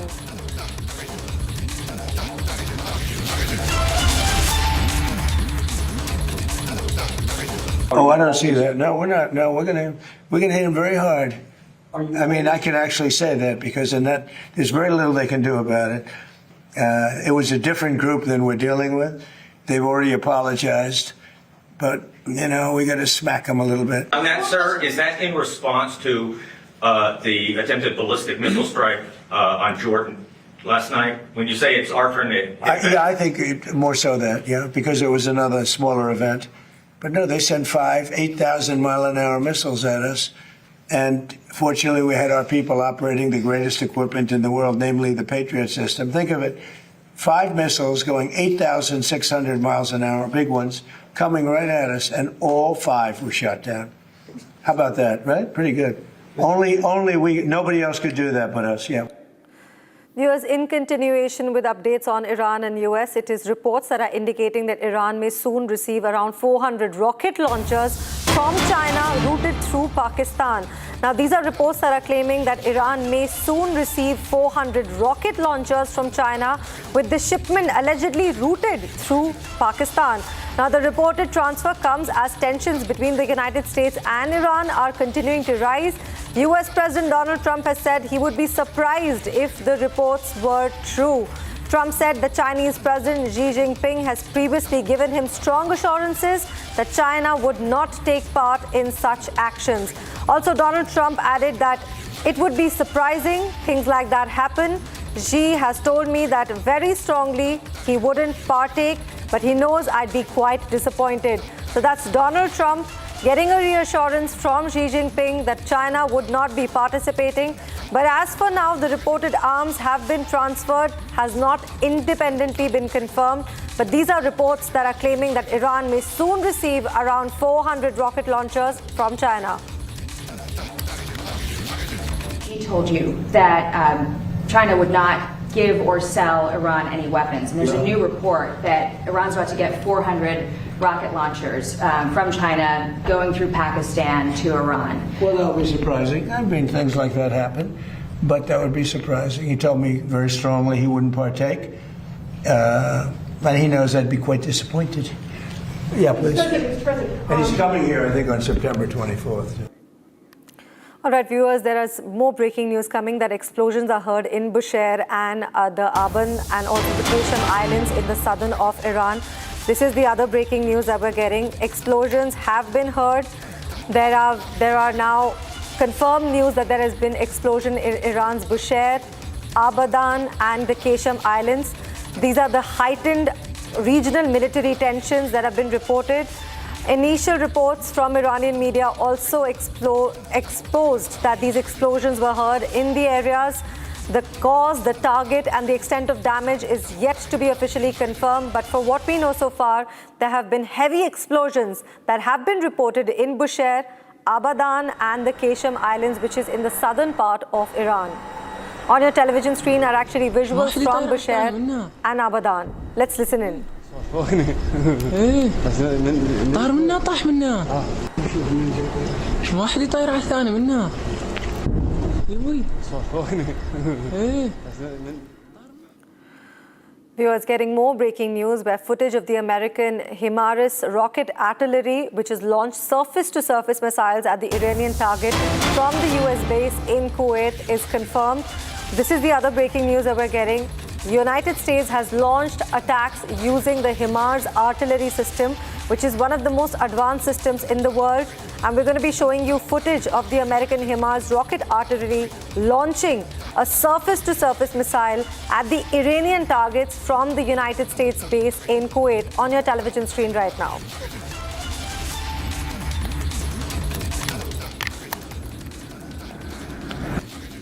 هاي هسه حاليا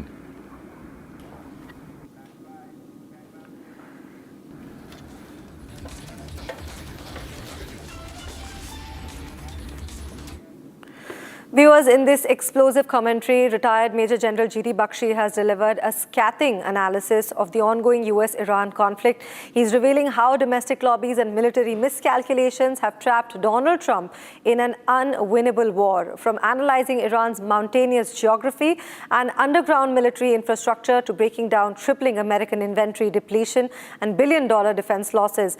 Major General Bakshi also exposes the harsh military reality on ground. He also issues a stark warning on how prolonging this conflict threatens to trigger a catastrophic global economic depression. Listen into his sharp remarks. This is an unprecedented situation. Unprecedented in the annals of global history, where a small nation of 9 million, a small nation less than the smallest state of the United States, is dictating terms to the United States of America. Donald J. Trump had signed the Memorandum of Understanding with Iran with great flourish in the Versailles. You could have seen him emblazoning his trademark, huge signature onto that document, 14-point agreement.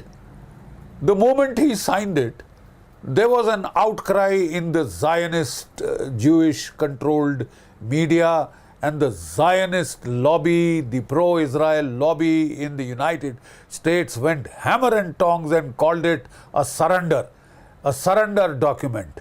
They said Donald Trump had chickened out. And Donald Trump suddenly realized that his very sensible move, the only sensible thing he did in this war was to shut it off and sign the MOU.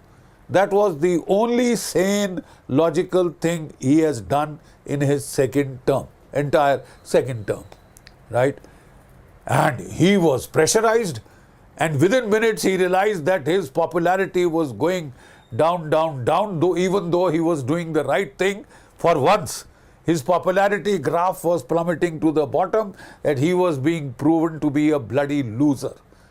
And so he changed track. He reneged from the memorandum of agreement that he had signed from day one. You see, the first para of the Memorandum of Understanding said that US and its allies would cease hostilities in all sectors including Lebanon. And the sovereignty and integrity of Lebanon was specifically mentioned in para 1 of the Memorandum of Understanding. And he disowned it. Israel treated this, trashed it with contempt. They said, we are going to continue fighting. We've signed no bloody peace deal, right? And Donald Trump initially said, oh, I am in charge.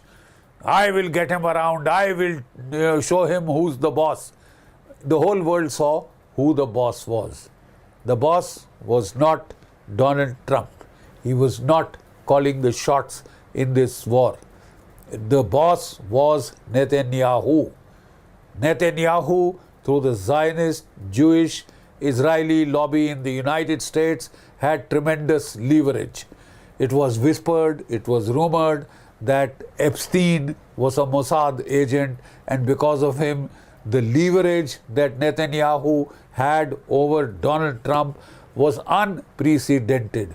He had not had this leverage over any other president in the United States, and therefore he had twisted Donald Trump's tail to make him fight this war to destroy Iran.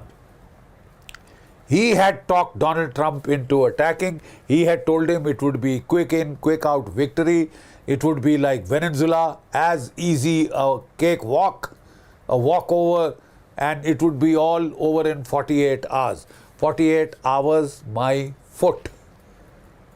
It's over 150 days. It's getting on to 6 months.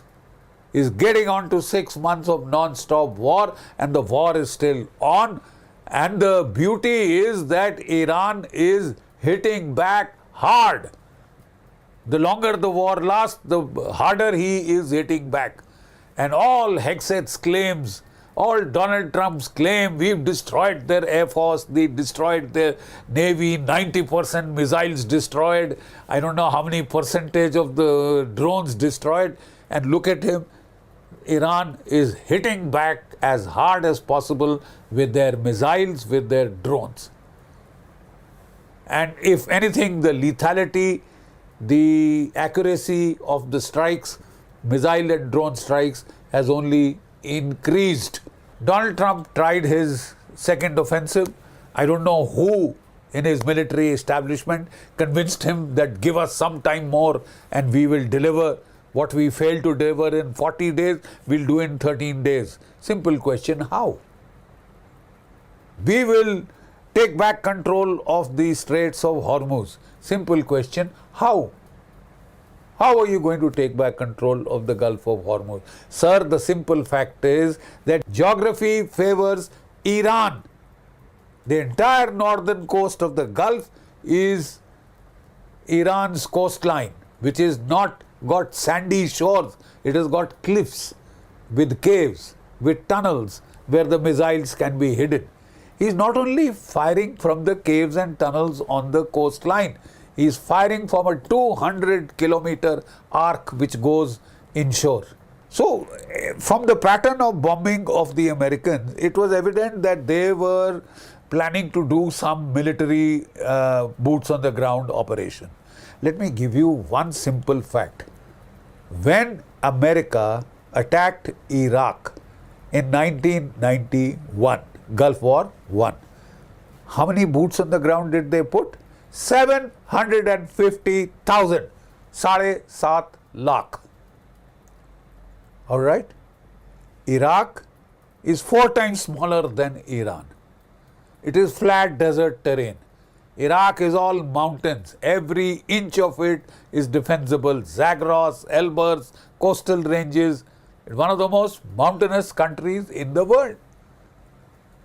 You expect to conquer that country with 20,000, Marines, about 5,000 Marines, 10,000 paratroopers, 4,000 to 5,000 special forces. You expect to clear the entire northern coastline? I mean, look, we are also military men, so don't teach us.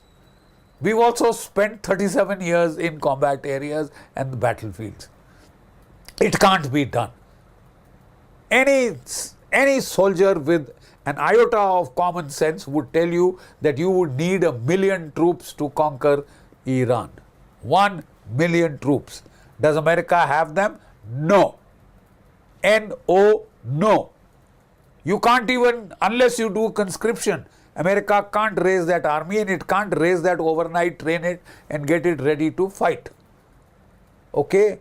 You don't have adequate boots on the ground. You don't have the ability to put those boots on the ground. So what are we talking about?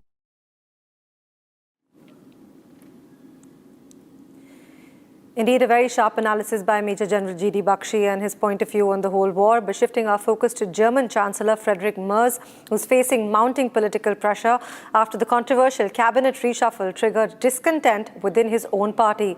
Now, with opinion polls also showing his Conservatives trailing the far-right alternative for Germany ahead of the crucial state election, the leadership shake-up has raised fresh questions over the stability of his government. Take a look.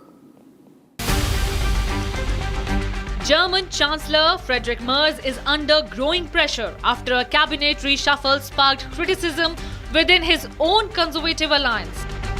Alle Personalentscheidungen, die ich Ihnen heute mitteilen kann, ordnen sich dieser Prämisse unter, nämlich weiter das Beste für unser Land zu wollen und zu erreichen. Die Personalveränderungen folgen einer klaren Vorgabe. Wir wollen eine Regierung, die inhaltlich mit größtem Elan und mit Freude arbeitet und dabei die personelle Vielfalt unserer Gesellschaft und der Politik auch repräsentiert. Wir sind eine Reformregierung und wir wollen das auch weiter. The reshuffle followed the resignation of senior CDU leader, prompting Merz to appoint his chief of staff as parliamentary faction leader. But the decisions have angered sections of his own party, with conservative leaders openly criticizing the Chancellor after Transport Minister Patrick was dropped. The turmoil comes at a difficult time for Merz, whose government is battling falling popularity and the rapid rise of the far-right alternative for Germany. According to the latest opinion polls, the AfD has overtaken the Conservatives nationally, while only 15% of the respondents expressed satisfaction with Merz's performance as Chancellor. Despite the backlash, Merz says the reshuffle is not over and more ministerial changes are likely in the coming weeks. Es wird weitere Veränderungen im Bundeskabinett geben. Darüber werde ich zu gegebener Zeit Sie informieren, aber diese Entscheidungen brauchen nicht zuletzt angesichts der Sommerpause noch ein paar Tage und vielleicht auch mehr Zeit.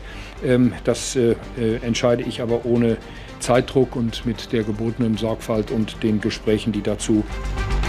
With crucial state elections due in September, the reshuffle has become an early political test for Merz, as he seeks to steady his government, reunite his party and prevent further gains by the far-right AfD.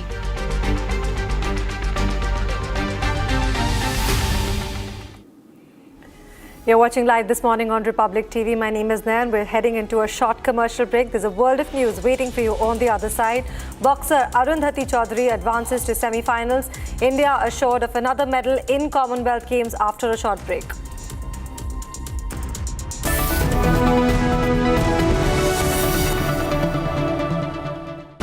Pure सूजी pasta उबालो मिलाओ और खाओ 8 minute में तैयार क्या taste है सबका राजा hardware masala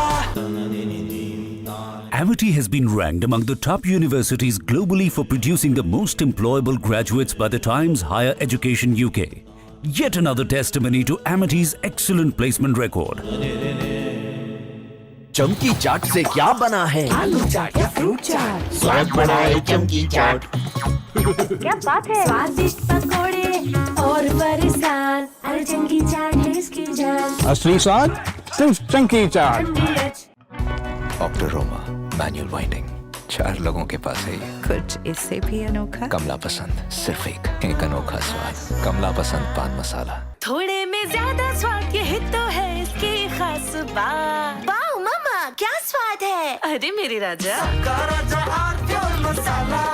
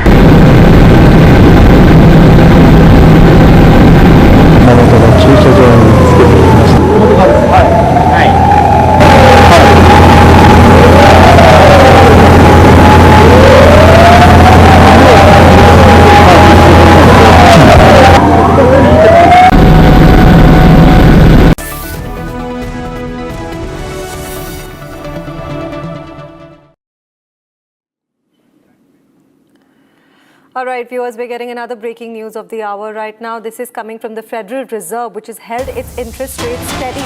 Now, this is a breaking news of the hour that the United States has gone on to make sure that the Federal Reserve keeps its rates unchanged. Now, they are unchanged at 3.50 to between 3.75.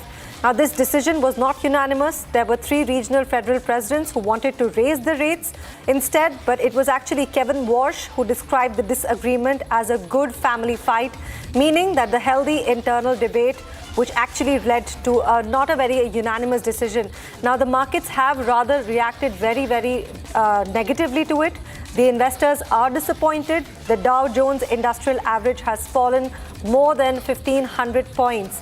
So this is the breaking news of the hour. The Federal Reserve rates are keeping as unchanged. The rates remain unchanged. The market has reacted negatively, and there has also been a surge in the oil price. So when I say that I mean the oil prices have jumped to more than 6%, while the chip stocks also continue to fall. I have my colleague Rishita joining from the newsroom right now. Rishita, hi, welcome to Live This Morning. Now, my question to you is, if the Fed is keeping the interest rate unchanged, why did the stock market crash so sharply? Right, absolutely. So as we know that the results have come and the interest rates have been stood steady. Now, there had been apprehensions because they wanted to bring down inflation by the 2% target. But since everything has been on hold, despite Donald Trump's calls for a cut and some predictions that the policymakers wanted the decision to respond to the inflation with a hike, and since that hasn't happened, the 3.5% and 3.75% rate has remained. So the markets have reacted quite drastically. To give you a sense in the terms of figures, Dow Jones and S&P had fallen, sort of crashed overnight. Dow Jones was down by 1150 points. S&P slid by 1% as well. Nasdaq Composite also slid down by 1%, then eventually rose slightly. Additionally, we can also talk about the Asian markets. They have also opened mixed today as a result of the fear of rise of oil prices and also the fact that the rates have remained steady. There has been no change, and it also needs to be noted that the policy decision was approved by a 9-3 vote, with 3 of the Fed officials that have supported a 25 basis point rate hike. So the Fed said that the US economy continues to grow at a slow pace despite uncertainty caused in part by the conflict in the Middle East. And policymakers are also saying that productivity growth and capital investment have remained strong, showing that economic activity is holding up well. Now, the central bank has said that the labor market has remained healthy with job growth keeping pace with the workforce and unemployment staying broadly stable. But the way the markets have reacted have been quite drastic. Additionally, even the GIFT Nifty has had a muted beginning. It is trading in the red, and we'd have to look at the Indian markets as they open at 9:15, how they react to this particular change. Right. Back to you. Yeah. Right, Rishita, thank you for giving us those updates. I hope this is not just a one-day picnic, a one-day panic, but rather something that is going to correct the market in eventual course of time. Right now, shipping into a short commercial break.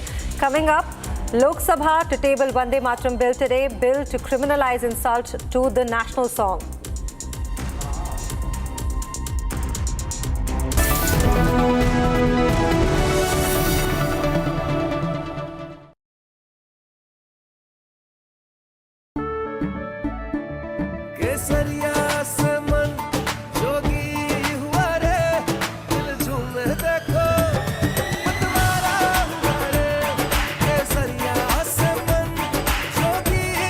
हर पल मनाओ केसरी त्योहार। विमल, बोलो जुबान Kesari.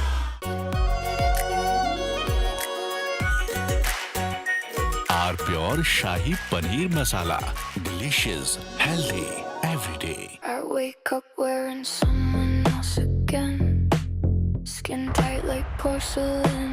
I don't recognize these eyes, something scratching from inside. Don't let it slip, I'm losing control. I don't wanna be safe anymore. Underneath there's a fire they can't keep. No more faces. finding myself. That's my moment of Sarah. प्यास बुझाए ठंडक लाए सबको भाए जीरा से MDH का जल जीरा जीरा से जीरा सिप असली रिफ्रेशिंग असली स्वाद असली मजा כשאני אומר מצוינת זה לא מן השפה אל החוץ. שיחה עם שותפות מלאה, עם תמיכה הדדית. היה שם גם כל הצוות הבכיר שלו, הצוות הבכיר שלנו, וגם כאן הייתה הזדמנות להחליף רעיונות. כשאני אומר מצוינת זה לא מן השפה אל החוץ. שיחה עם שותפות מלאה, עם תמיכה הדדית. היה שם גם כל הצוות הבכיר שלו, הצוות הבכיר שלנו, וגם כאן הייתה הזדמנות להחליף רעיונות וגם לתאם.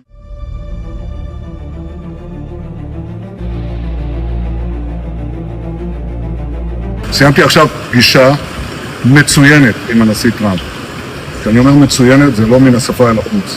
שיחה עם שותפות מלאה, עם תמיכה הדדית, עם הבנה על היעד המשותף להבטיח שלאיראן לא יהיה נשק גרעיני וגם יעדים אחרים.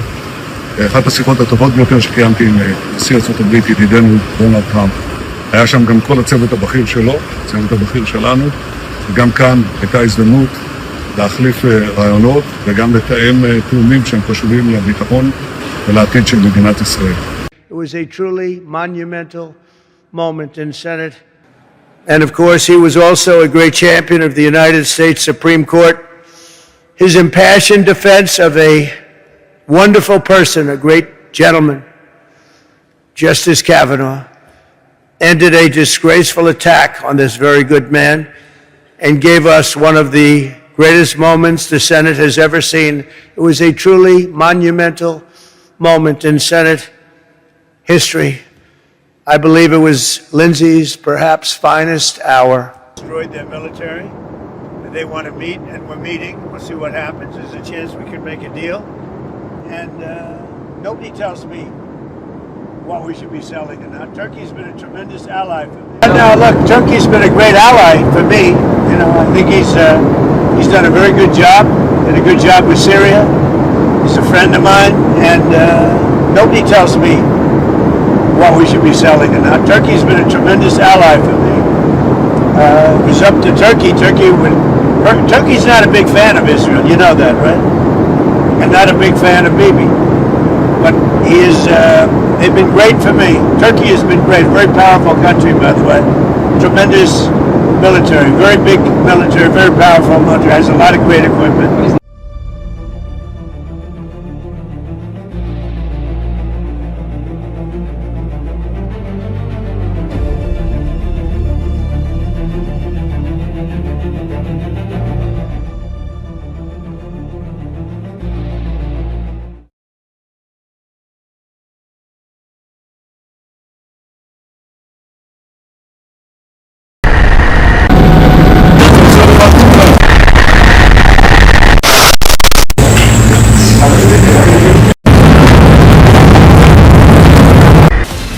From Asia's largest news headquarters, setting the agenda for Bharat.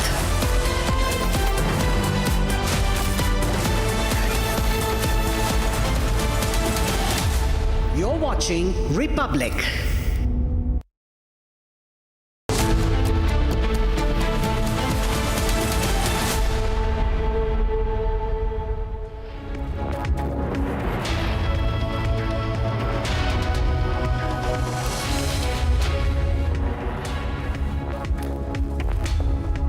A very warm welcome, viewers. You're watching Republic TV. This is Shivam Dutt Mehta, and the top focus stories include today the massacre which is happening in POK. We'll get you all the latest updates on this story because many of them have been killed.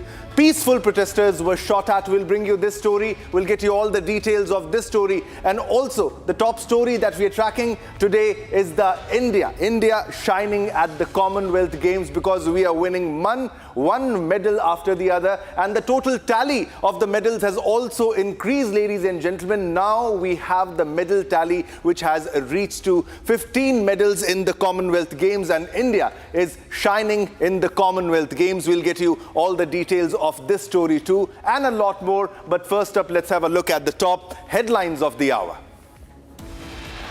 Headlines brought to you by Canara Bank. Together we can. Dilip Gavit secures third gold. Mohammed Basil clinches silver in 100-meter T47 final. Murali Srishankar clinches second silver in high jump final.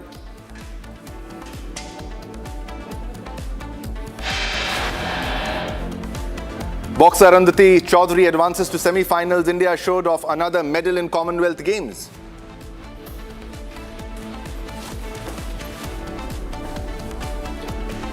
After Lok Sabha passed the anti-paper leak bill, it moves to the Rajya Sabha for voting today.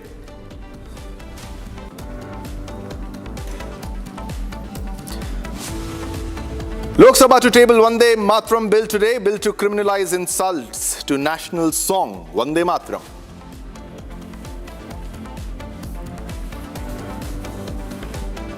And over 40 civilians killed in POK during heavy crackdown. Protest wave reaches Islamabad.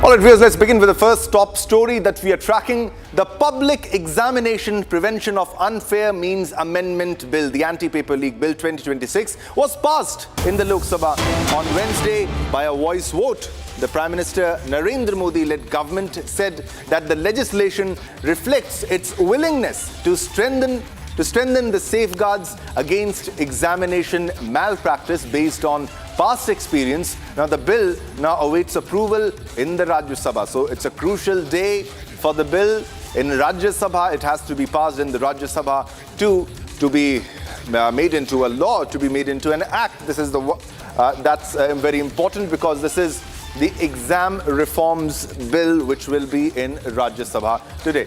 All right, Shambhavi is joining us from the Rajya Sabha with all the latest updates. Shambhavi is tracking all the developments from Parliament today. Shambhavi, yesterday there was ruckus, but there was debate. There was the opposition shifting the goalpost, bringing in various allegations not related to the bill. They were not discussing on the bill, but it got passed. Now today it's very important that the bill will be introduced in the Rajya Sabha and they will be voting in Rajya Sabha if the opposition cooperates. Over to you for all the latest developments, Shambhavi. Definitely, Shivam. From what we know, the last week was a washout at Parliament, and there were two, although there were several walkouts which was organized by the opposition, and even in Rajya Sabha, while the National Honour Bill, Amendment Bill was being tabled and was being discussed, even after repeated attempts by the Prime Minister, by several ministers of the central government, they have tried to appeal to the opposition to kindly discuss, because this NEET controversy, this paper leak controversy was one of the main things, or you can say that took the center stage in this entire Parliament session till now, because there has been several discussions which was tabled by the government as well, by the central government as well, that asking the opposition to come participate in the legislative process now that something like this has happened. But the opposition was constantly asking for accountability and justice for the students. But finally, the Lok Sabha has passed the bill, the anti-paper leak bill. And this paper leak bill, according to the central government, it will have more stringent and stricter penalties and fines. It will have a more enhanced investigative mechanism if something like this unfortunately happens. And it also have fast-track courts. So this has come amid all the protests, amid all the backlash coming from the opposition regarding this entire NEET paper leak situation. And now that it has finally been passed by the Lok Sabha, it will now be tabled in the Rajya Sabha for it to pass and become an act. Yeah, definitely, because various strict measures are in place if this bill is passed, and also a very important high-powered committee which has been formed by the Prime Minister in this regards, which includes Nandan Nilekhani. Stay with us, Shambhavi. We have another important bill in the Parliament that we'll be focusing on, and this is the Vande Mataram Bill. Officially, the Prevention of Insults to National Honour Amendment Bill 2026 was passed by the Rajya Sabha on July 29, 2026. yesterday and is scheduled to be taken up in the Lok Sabha. Now, this is also very important because the opposition and various groups were against this bill and against all the stanzas that were the original version of the Vande Mataram song, which is in place, and because of the opposition also and the way certain state governments were behaving regarding the playing of the Vande Mataram and the full version of it. Now, this is in Rajya Sabha, passed in Rajya Sabha, and this will be taken up in the Lok Sabha. So this is very crucial because this is regarding the national song, and this is the Vande Mataram song which has to be played in full with all the stanzas, and this will be also debated in Lok Sabha. So let's go across to Shambhavi, who's tracking all the developments from the Parliament, from both houses of the Parliament. Now, Shambhavi, as you saw earlier also, various state governments, opposition parties, and also various groups were against the Vande Mataram bill and this becoming an act. Now, what can we expect today when it comes to the Lok Sabha? Well, yes, another very important bill that was tabled in the Rajya Sabha by the central government. It aimed at particularly categorizing certain acts and insults which are aimed at Vande Mataram to be considered as a criminal offence. And that is exactly what this bill is aiming. Although there was a walkout which was organized by the opposition yesterday from Rajya Sabha because this bill became politically contentious given that the opposition was questioning the government's priorities. Although parallelly, of course, this anti-paper leak bill was being tabled in the Lok Sabha, and there have been constant requests made from the centers or from the union side asking the opposition to kindly cooperate and be a part of this entire discussion. But several allegations were made from the opposition side, even while this bill was being tabled, asking accountability from Amit Shah, from the Home Minister, on the actions that were taken on the protesters at the CGP protests, which went on for more than a month. And this was a staged walkout which was organized by the opposition in the Rajya Sabha while this was being tabled. But again, it was successfully passed. This legislation was passed by the Rajya Sabha and will now be tabled in Lok Sabha. Shivam. Definitely. Thanks a lot for all the updates. Keep a track of all the developments. We'll come back to you as more details emerge. All right, viewers, let's move across to another big breaking news development that we are tracking. The Joint Awami Action Committee has now confirmed that over 40 innocent civilians were killed in last 3 days in POK. Now, the group stated that Pakistani forces opened fire on peaceful protesters demanding basic rights, leaving hundreds injured, imposing communication blackouts and continuing a brutal crackdown. Meanwhile, according to the protesters, 80% people of POK have rejected elections and Pakistan. This is POK rejects Pakistan. POK rejects Pakistan, ladies and gentlemen.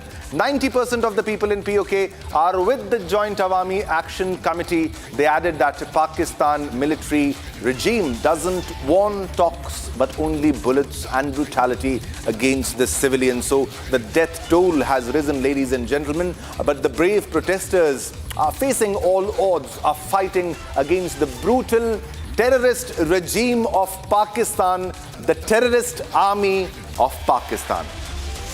All right, Gursimran is live with us with all the latest updates. Let's go across to Gursimran for all the latest updates because Gursimran has been tracking all the developments since day one.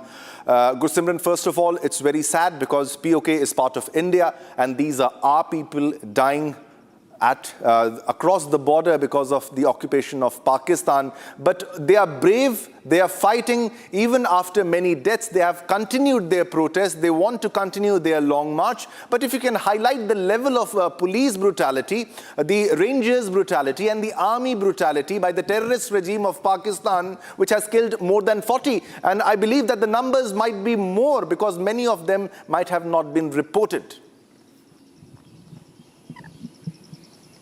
Yes, if we speak of the casualty count that has surpassed the 40 mark that has been confirmed by the Joint Awami Action Committee leader Umar Nazir Kashmiri. He has said that more than 40 people have been killed in the ongoing agitation that has started on 27th of July, the same day when the elections, farce elections that Pakistan was planning to hold in Pakistan-occupied Jammu and Kashmir, that fell flat, and the people of POJK completely rejected on the call of the Joint Awami Action Committee. Now coming to the atrocities that are being committed from the D Chowk in Rawalakot, the long march has not moved further because day before yesterday we have seen that the 16 people were killed by the Pakistan in the brutal shelling, brute use of force that they have done, and many of them were close relatives, including the brother of Umar Nazir Kashmiri. Usman Nazir Kashmiri was also killed, and there were some rituals that had to be performed, and that's why the leadership of the Joint Awami Action Committee could not move from D Chowk. Last night also we have seen that the shelling has taken place on the JAC workers in the D Chowk area, in which there have been several casualties that have been reported that have taken the number from 34 to 40 overnight. There have been casualties that are non-fatal in nature but are presently being treated at the different medical facilities. Today we are told that this long march will once again proceed towards Muzaffarabad, though it is very unlikely that they will be allowed to move because the way Pakistan has fortified the entire area of the Rawalakot to Muzaffarabad, and also the trenches that they have digged there. These trenches are also to stop the vehicle movement towards Muzaffarabad, which clearly shows that Pakistan want to disrupt this long march at any given cost, and that is what we have seen. Also, the statements that have come from the leadership of the Pakistani federal government, including that of the Defense Minister of Pakistan, Khwaja Nasif, in which he has said that they consider the people of POJK as enemy. On the lines, they consider India as enemy. So it is very clear that they are going to go tough against the protesters. But when it comes to the Joint Awami Action Committee, they are firm on their stand that despite many of the sacrifices which they have made and which they know are to be made in days to come, they will continue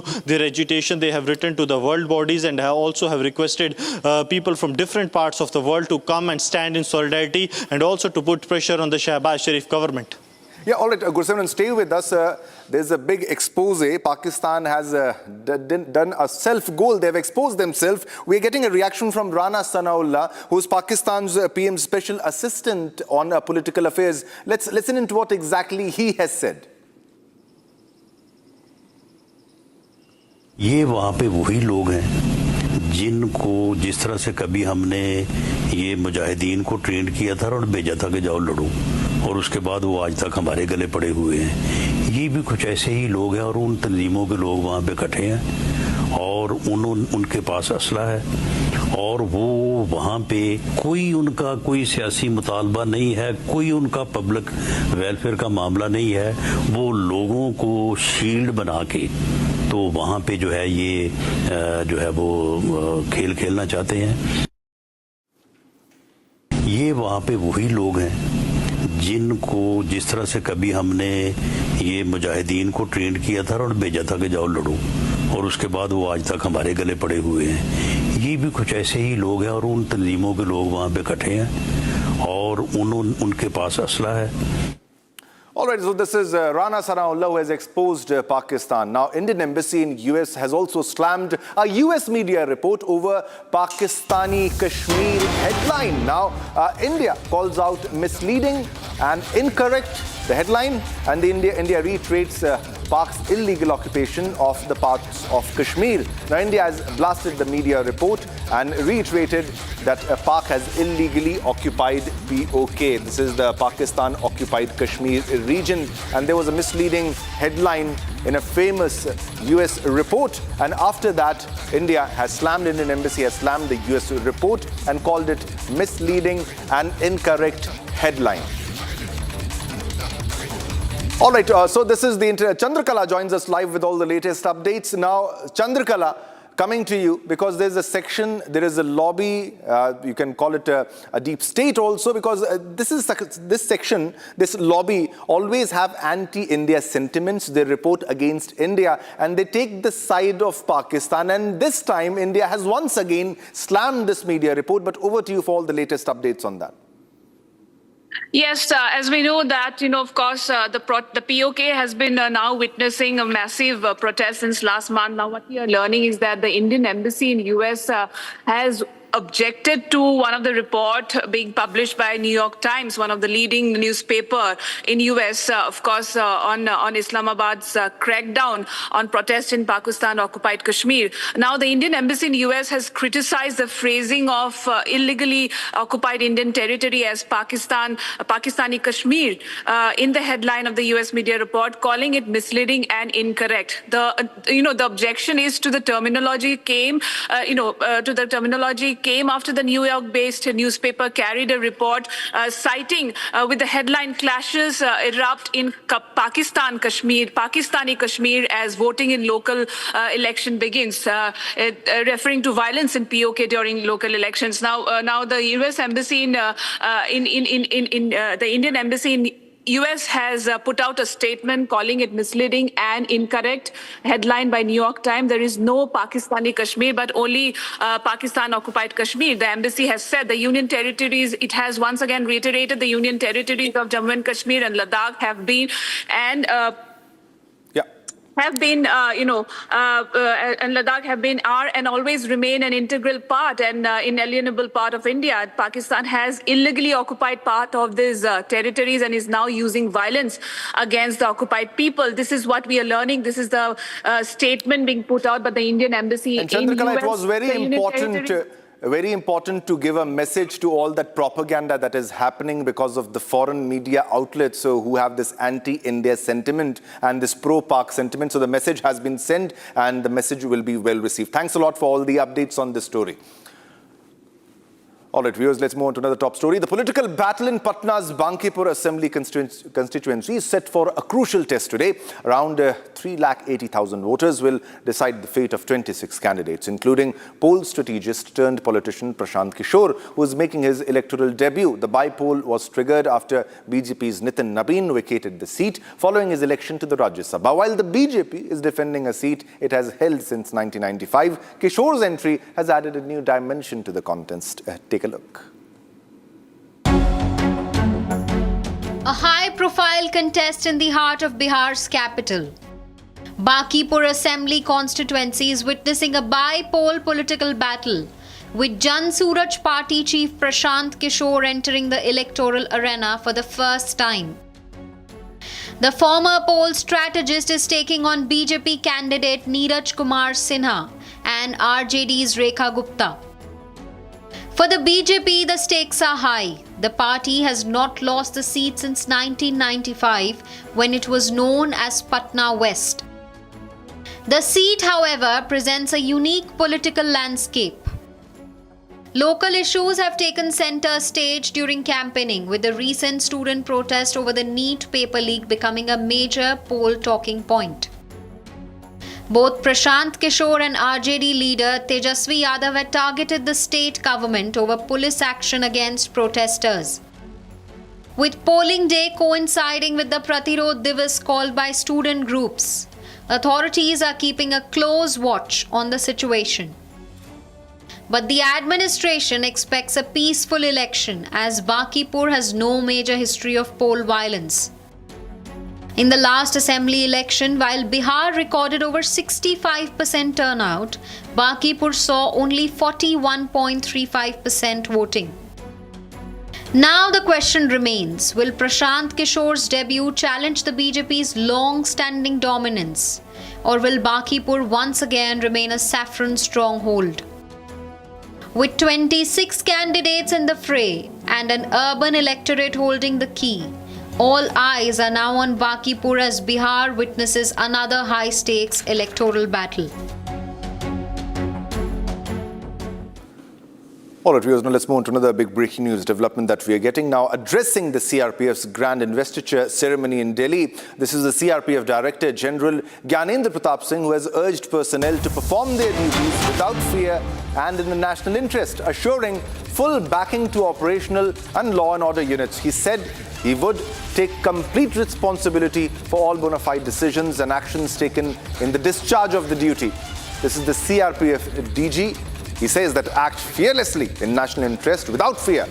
act fearlessly in national interest, and I will take full responsibility for all decisions and actions taken in the discharge of the duty. So the soldier on the field, the warrior on the field doesn't need to worry, because this is the CRPF DG who is saying that you have to act fearlessly and in national interest. You have to do your duty, and I will take all the responsibility for all the decisions and actions taken in the discharge of duty. Let's listen in. मैं बल के महानिदेशक, बल के प्रमुख के रूप में आप सभी को यह विश्वास दिलाना चाहता हूं, चाहे हमारी ऑपरेशनल बटालियंस हों, चाहे हमारी लॉ एंड ऑर्डर की यूनिट्स हों, आप सभी राष्ट्रहित में, जनहित में, बल हित में जो भी निर्णय लेते हैं, जो भी एक्शन लेते हैं, जो कि बोनाफाइड डिस्चार्ज ऑफ ड्यूटी में है, उन सभी निर्णयों का और उन सभी एक्शंस का संपूर्ण रूप से बल के प्रमुख के रूप में दायित्व मेरा है। आप अपना काम निर्भय होकर करते रहें। जहां भी जो भी दायित्व लेना होगा वह संपूर्ण रूप से मैं महानिदेशक के तौर पर लूंगा। इस चीज को मैं आज फिर आप सभी के सामने दोहराना चाहता हूं। All right, viewers, now 2 weeks after Republic's investigation into foreign funding and alleged misuse of the FCRA registered organizations, the Foreign Contribution Regulation Amendment Bill is expected to be tabled in the Parliament next week. The proposed legislation seeks to tighten scrutiny of foreign contributions, introduce a new framework for managing assets of organizations whose registrations are cancelled or surrendered, and plug legal and administrative gaps. As the bill heads for debate, political temperatures are expected to rise. Take a look.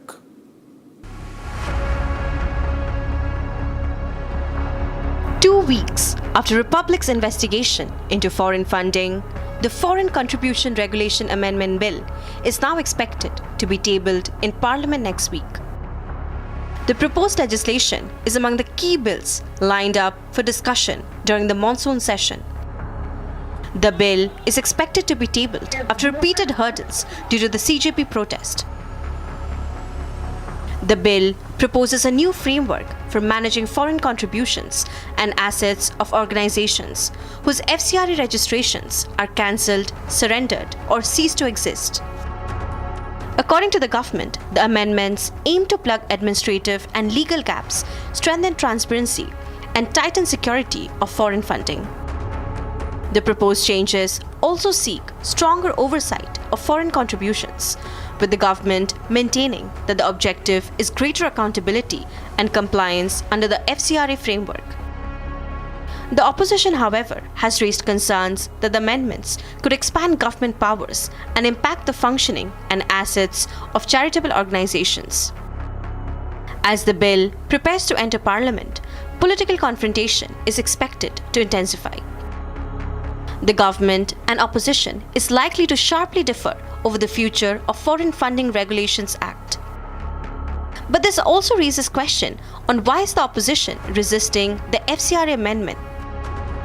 Is the concern about civil society or about tighter scrutiny of foreign funds? After Republic's investigation brought the misuse of foreign funding into the spotlight, all eyes are now on Parliament, where the FCRA amendment bill is expected to trigger one of the biggest debates of the monsoon session.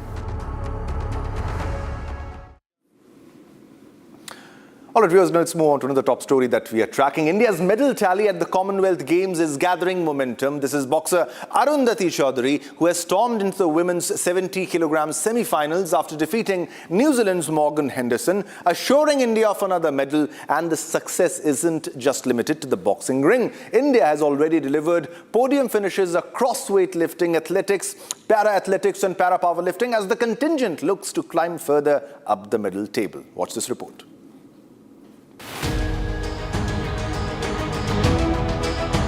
Another medal assured for India at the Commonwealth Games after boxer Arundhati Chaudhary is through to the women's 70 kg semi-finals.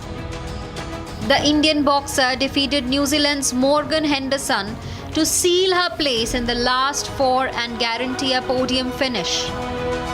बहुत अच्छा लग रहा है। Specially मैं मेरी जीत को मेरे छोटे भाई को डेडिकेट करना चाहूँगी और आज आसान तो नहीं था बट अच्छा रिजल्ट आया। हाँ बिल्कुल, यहाँ पे आए तो इसीलिए है कि गोल्ड लेना है, ये तो बस एक सीढ़ी थी। मेहनत इतनी करी है ना, हार्डवर्क बहुत था, तो पता था कि जो भी बाउट में जाऊंगी खेलने जीत के जरूर आऊंगी। The semi-final berth assures Arundhati a medal, but for Indian boxer, the target remains the top of the podium. And Arundhati isn't alone. India has now assured itself of at least 9 medals in boxing, with a string of Indian fighters reaching the semi-finals in Glasgow. Away from the ring too, India's athletes have been adding to the medal haul, from weightlifting and para-powerlifting to athletics and para-athletics. Mirabai Chanu has already struck gold in weightlifting, completing a hat-trick of Commonwealth Games titles, while Sharmila Dhankar won gold in the women's F57 shot put. Gulveer Singh then scripted history with silver in the men's 10,000 meters, becoming the first Indian to win a Commonwealth Games medal in the event. Harjinder Kaur added another silver in weightlifting, taking India's tally to 12 medals, with more already assured from the boxing ring. And India's boxers are now looking to turn those assured podium finishes into gold. Arundhati's coach Khimanand Belwal says the team is fully prepared for the remaining bouts and is looking to upgrade the color of the medals. अभी semifinals हैं, एक bought हमारी और है, अभी अब mains की शुरू होने वाली हैं, 2-3 बाउट हैं, कोशिश करेंगे सारे के सारे आज जीते, होप सारे मेडल आए हमारे। तो मेडल का रंग बदलना रह गया है? यस ऑफ कोर्स, वही है एम, सारे के सारे हम तो ट्राई करेंगे गोल्ड मेडल आए हमारे। और फाइट काफ़ी टफ थी, आने वाली फाइटें भी काफ़ी टफ होने जा रही हैं। हाँ ऑफ कोर्स, हम पूरी तैयारी से हैं और अपोनेंट भी टफ है, उसको इजी नहीं ले सकते हम लोग, अच्छा मुकाबला है, बहुत बड़ा मुकाबला।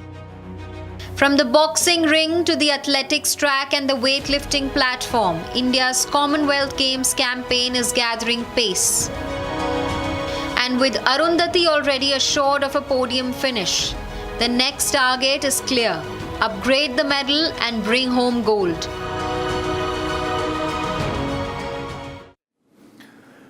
All right, viewers, it's time to slip into a short commercial break, but don't go anywhere, because coming up next, after Lok Sabha passed the anti-paper leak bill, it is now in the Rajya Sabha today for voting. Coming up next, all details on this exam reforms bill in Rajya Sabha. Crucial voting today.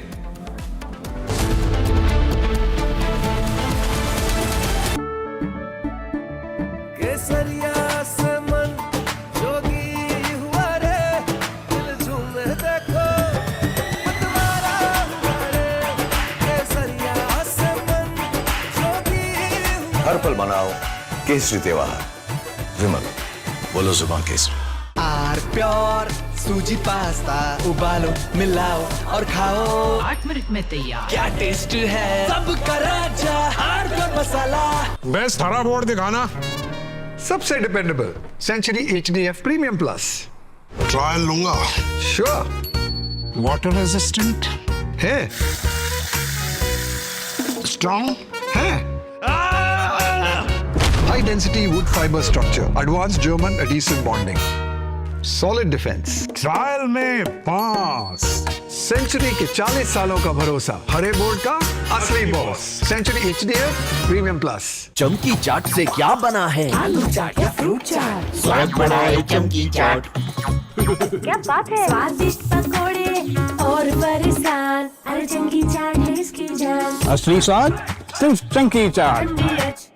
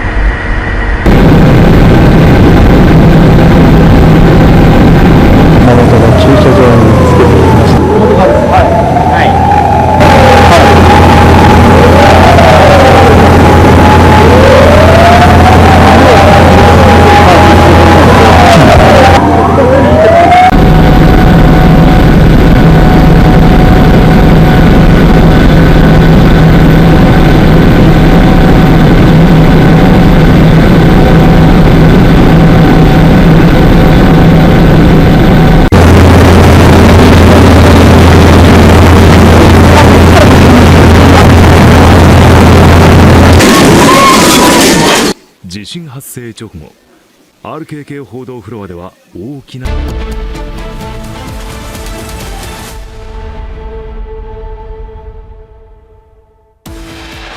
Headlines brought to you by Canara Bank. Together we can. Dilip Gavit secures third gold. Mohammed Basil clinches silver in 100-meter T47 final. Murali Srishankar clinches second silver in high jump final. Boxer Arundhati Chaudhary advances to semi-finals. India assured of another medal in Commonwealth Games.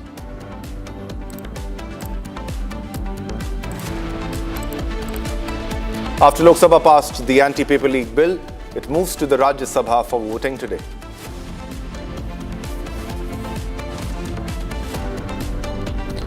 Lok Sabha to table Vande Mataram Bill today, bill to criminalize insults to national songs. Over 40 civilians killed in POK during heavy crackdown. Protest wave reaches Islamabad.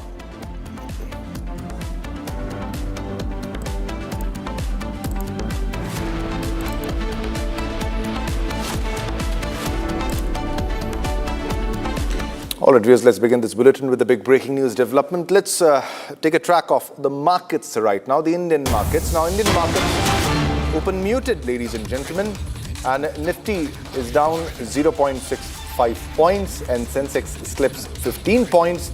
This is the banking, media, realty, which are in red. The IT Pharma opened with gains, and Infi and Tech Mahindra lead gainers at open. Asian Paint, Eternal, Indigo slip into the red. War jitters rattle Asian markets, and HSI Shanghai slip and Nikkei bucks the trend. All right, Ishita is joining us live with all the latest updates when it comes to the market development, and especially how are the markets reacting today? Ishita, if you can give us a picture of what exactly is causing the rise and the fall, and which stocks are in focus today, and also you can do a comparative analysis with the global markets and the Indian market. Right, sir, right. So the Indian stock market indices have opened muted today. NSE was at 24,249.55 points, which is down by 0.65 points, while Sensex was at 77,638 points, roughly down by 15 points as well. Now, this has happened because in terms of the broader sectoral indices, most of them have been trading in red, particularly if we talk about media, banking, realty, they all opened in red. However, IT, pharma have opened in green. IT has been consistently performing well, particularly because of stocks like Infosys and Tech Mahindra that gained 1% right at the very opening. On the other hand, Asian Paints, Adani Ports, Eternal, Indigo and ICICI Bank shares have fallen at the opening. Now, this has been particularly because of the weaker global cues as well, as we all know that the Wall Street had crashed overnight. Additionally, even the Asian markets had opened mixed. Japan's Nikkei, for instance, had slipped 0.25% at the opening, but it quickly pared its losses and traded to 1.5% higher along the day. While Hang Seng was up 2% in early trade, Corpsi had gained 0.89%, ASX was 0.26% lower. Now, there are a lot of factors affecting this, particularly as war tensions continue to escalate and the crude prices continue to escalate as well. Back to you. All right, Rishita, thanks a lot for all the updates. Keep a track of all the developments. We'll come back to you later with more updates from the market, Rishita. All right, now let's move ahead to another top story that we are tracking. This is about the genocide in POK. The Joint Awami Action Committee has now confirmed, ladies and gentlemen, that over 40 innocent civilians, I repeat, 40 innocent civilians were killed in the last 3 days. And the numbers might be more because many can be missing. That's the way how the Pakistani brutal regime operates.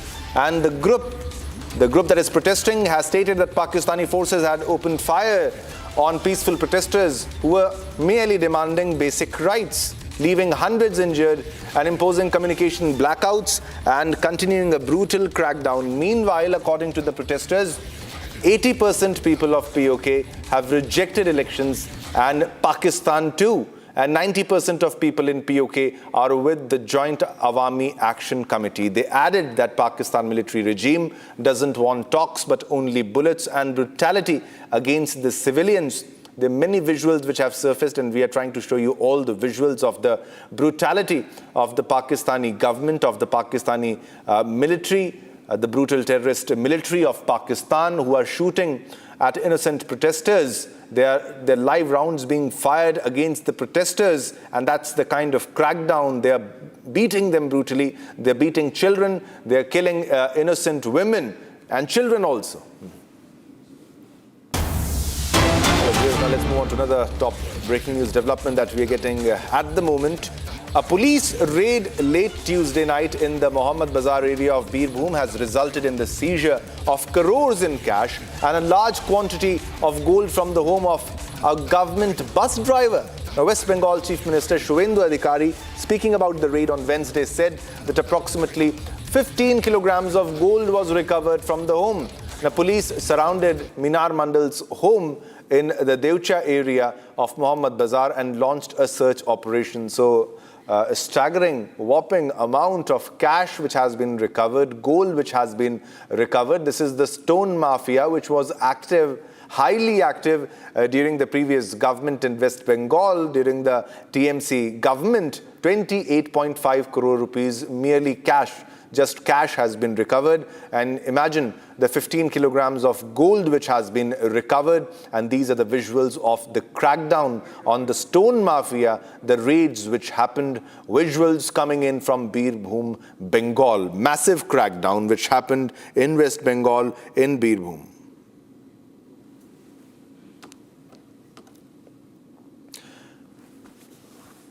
All right, viewers, now let's move on to another top story that we are tracking. While large parts of Assam continue to battle devastating floods, India's star sprinter Hima Das has stepped off the track and onto the ground to help those in need, visiting flood-hit villages, interacting with affected families and distributing relief material. The athlete is leading by example. Here's a report.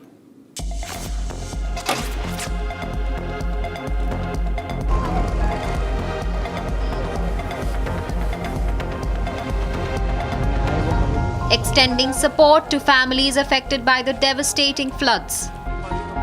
The Commonwealth Games medalist visited waterlogged areas, witnessing the scale of destruction and interacting with residents on the ground.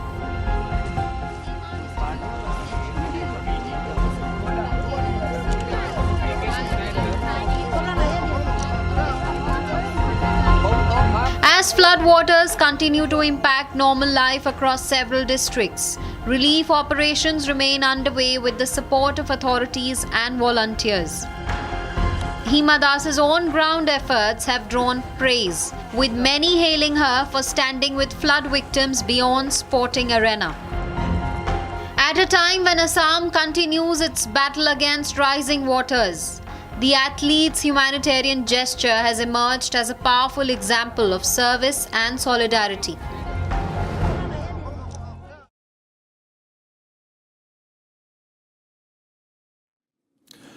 All right, viewers, let's move on to another top story that we are tracking. India enjoyed another productive day by adding 3 more medals, including a gold and 2 silvers to its tally.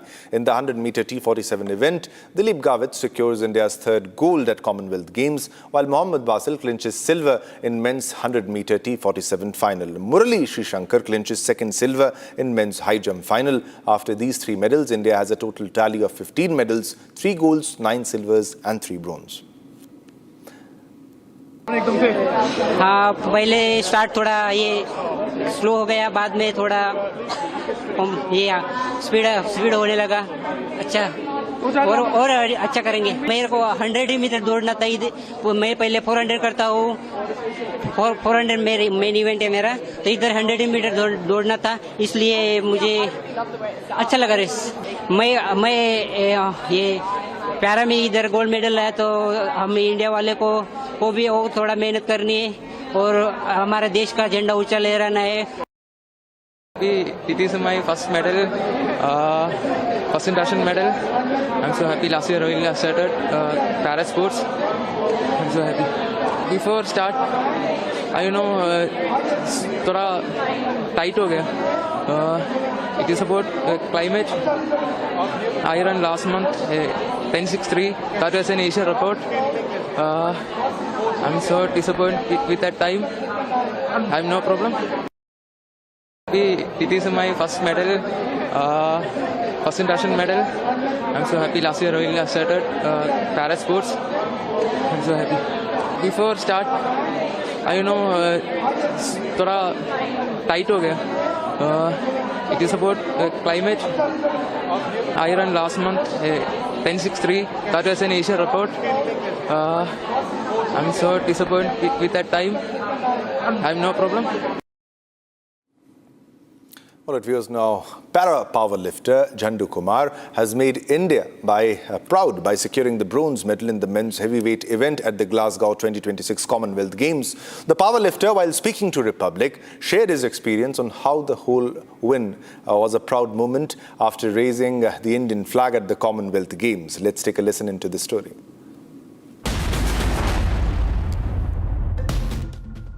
The para powerlifter who contracted polio when he was 4 years old lifted 190 kg to win a bronze medal at Commonwealth Games, a feat he hopes will define him rather than his name. Jhandu Kumar joins us now. Thank you so much, Jhandu Kumar जी, हमसे बात करने के लिए. वो moment जब आपको पता चला कि ये जो आपने रिकॉर्ड बनाया है, ये ब्रॉन्ज मेडल अब आपका हुआ, कितनी खुशी हुई उस पल, उस लिफ्ट में? नमस्ते मैम, मेरा नाम झंडू कुमार, पैरा पावर लिफ्टर. हम बिहार से बिलोंग करते हैं, नालंदा हरनौल. उस समय जब हमारा नाम का जब मेडल पता चला कि हमारा नाम का मेडल हो गया है, तो एक अलग मतलब कि बॉडी में ऊर्जा आ गया था.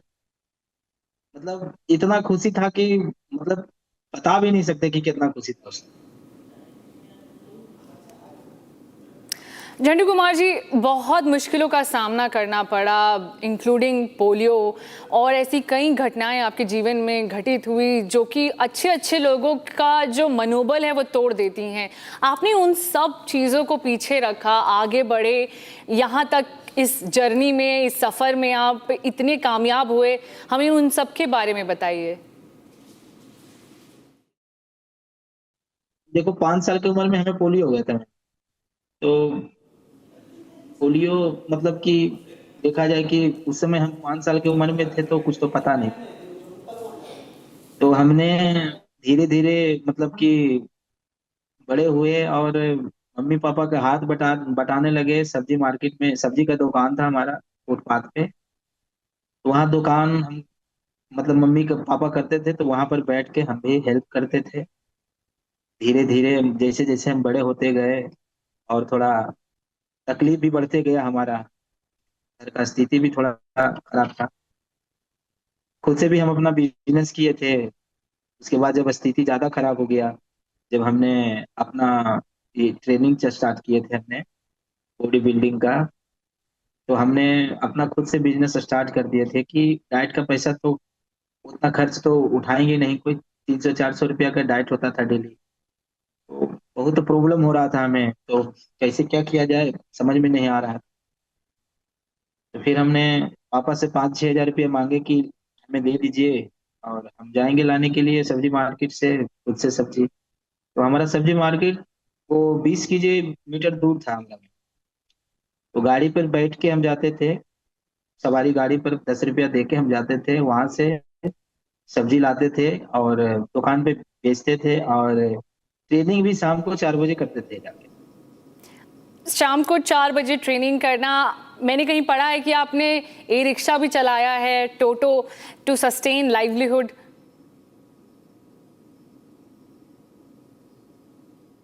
जी मैम, हमने रिक्शा कब चलाए थे कि जब हमारा दुकान टूट गया था, वहां से हट गया था, ओवर ब्रिज बन रहा था वहां पे, तो काम चल रहा था वहां पे, तो दुकान वहां पर हटा दिया गया था. तो उस काम में तो 2 साल लग जाता है सर मैम.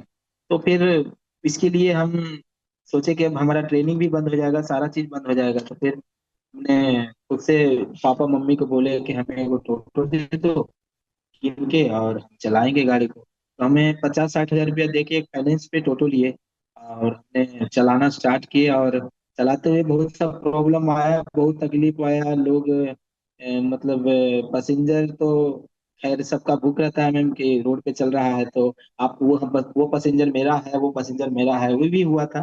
थोड़ा बहुत तकलीफ का सामना ज्यादा हुआ था, टोटो भी लिए थे. तो किसी तरह मैनेज करते हुए हमने काम कर रहे थे और ट्रेनिंग भी थोड़ा थोड़ा जा रहे थे. मगर प्रॉब्लम ये आ रहा था कि जब हम टोटो चला रहे थे तो फिर हम जिम नहीं कर पा रहे थे, प्रैक्टिस हम कर नहीं पा रहे थे. तो 2023 में जब हमारा डाइट का प्रॉब्लम हुआ, पैसा कुछ स्टॉक रखे थे तो वो हमारा खर्च हो गया सब पैसा, तो जाके हमें लगा कि अब क्या होगा पता नहीं चल रहा था, तो फिर हमने टोटो बेच दिए। टोटो बेच के हमने नेशनल चैंपियनशिप खेले दिल्ली जवाहर नेहरू स्टेडियम में। वहां भी हमें निराशा ही हाथ लगा कि वहां भी हम तीनों लिफ्ट फेल कर दिए, हमें कुछ भी नहीं हाथ लगा और बहुत तकलीफ हुआ, दुख भी लगा कि अब मेरे पास कुछ तो है ही नहीं, तो हम करेंगे क्या कर सकते। जी, और पावर लिफ्टिंग में जाना, पावर लिफ्टिंग को चूज करना बहुत से लोगों को पता नहीं है कैसे करने हैं, और उसके बाद पैरा पावर लिफ्टिंग में आगे बढ़ना, आपको लगा कि ये बहुत डिफिकल्ट होगा, फिर भी आपने ये क्यों चुना ये फील्ड? मैम देखो, जब हमने टोटो बेच दिए, हमने बिजनेस किए इस चीज के लिए, तो हमें अंदर से तो थोड़ा हम टूट गए थे कि अब मेरे पास तो कुछ है ही नहीं, अब क्या करना चाहिए। मगर जिद था एक मैम कि हम कुछ करेंगे, अंदर से भी एक मतलब कि एक अंदर से भी आवाज था कि आप कुछ कर सकते हो, हम करेंगे, कुछ करेंगे। मगर एक जिद था कि हम जिम करेंगे, हम मतलब कि अपना बिहार के लिए खेलेंगे और अपना देश के लिए खेलेंगे। जब 2022 में हमारा सुधीर भाई साहब का जो मेडल आया था कॉमनवेल्थ में गोल्ड, तब जब से हमारा टारगेट था कि हम कॉमनवेल्थ में हम भी मेडल लाएंगे, है ना। सही खाली बस मंच मिलना चाहिए, सही प्रैक्टिस होना चाहिए, सही डाइट मिलना चाहिए। जो हमें आज यहाँ गुजरात गांधीनगर में आया, तब हमें यहाँ बहुत मतलब कि अच्छा प्रदर्शन किए, अच्छा परफॉर्मेंस किए। माननीय हमारा प्रधानमंत्री जी के बहुत बहुत धन्यवाद करते हैं कि आज हमें खेलो खेलो इंडिया जैसा इसका स्कीम दिए, क्योंकि उस खेलो इंडिया के चीज से हमने ये चीज सीखे थे कि इंटरनेशनल लेवल पर क्या होता है। इंटरनेशनल लेवल पर शायद वो गेम था खेलो इंडिया, जैसे ही इंटरनेशनल होता है ऐसा ही हुआ था कि वहाँ पे इंटरनेशनल में भी और खेलो इंडिया में भी। तो उसी चीज से हमने 2024 में खेले तो अनुभव हमें हुआ खेलो इंडिया से, 2025 में भी खेले तो अनुभव हुआ हमें ये इंडिया से कि इंटरनेशनल में भी ऐसा ही करना है। तब जाके हम सबसे पहले इंटरनेशनल जब हम खेले चाइना में, तो हम अपना देश के झंडा लहराए और ब्रॉन्ज मेडल लेके आए। जी, और झंडू कुमार जी, कई ऐसी चर्चाएं हैं कि आपके जो रोल मॉडल हैं वो सलमान खान हैं, आप उनसे इंस्पायर हुए? जी जी जी, वो हमें वो एक मूवी में देखे थे सलमान सर के, कि वो एक मूवी में वो अपना शर्ट को खोलते हैं तो एकदम लगते हैं कि एकदम बॉडी सॉडी, तो उन्हीं से हम बॉडी बिल्डिंग स्टार्ट भी किए थे कि हम भी बाइसेप ट्राइसेप हम बनाएंगे। तो हमने बाइसेप ट्राइसेप करते हुए हमने ये पावर लिफ्टिंग में आ गए अपना देश के लिए, मतलब कि धीरे धीरे मतलब कि कन्वर्ट होते चला गया। पहला तो उनको भी धन्यवाद करते हैं कि हमें आज उनको भी मतलब कि धन्यवाद करते हैं कि आज उन्हीं के वजह से आज हम यहाँ हैं, मोटिवेट भी हमें मिला उस चीज से। जी बिल्कुल, झंडू कुमार जी बहुत बहुत शुक्रिया हमसे बात करने का, रिपब्लिक के साथ जुड़ने का। थैंक यू हमारे तरफ से भी धन्यवाद है आपको सबको कि आज हमें इतना मीडिया वाला और इस सोशल मीडिया पे बहुत प्यार मिला है। आज इस प्यार के वजह से मैम हम 4 दिन हम सोए नहीं कि हम मतलब जहाँ भी खुल रहा है सब हमारा ही नाम चल रहा है, तो हमें बहुत खुशी मिल रहा है। इतना मोटिवेट हो रहे हैं ना कि अभी लग रहा है कि हम मतलब कि और भी मेहनत करेंगे, हम बढ़िया से मेहनत करेंगे हम, और इंडिया के लिए हम अपना ओलंपिक में भी मेडल लाएंगे। जी बिल्कुल, और हमारी सबकी शुभकामनाएं आपके साथ हैं कि आप ऐसे ही भारत का नाम ऊंचा करते रहें।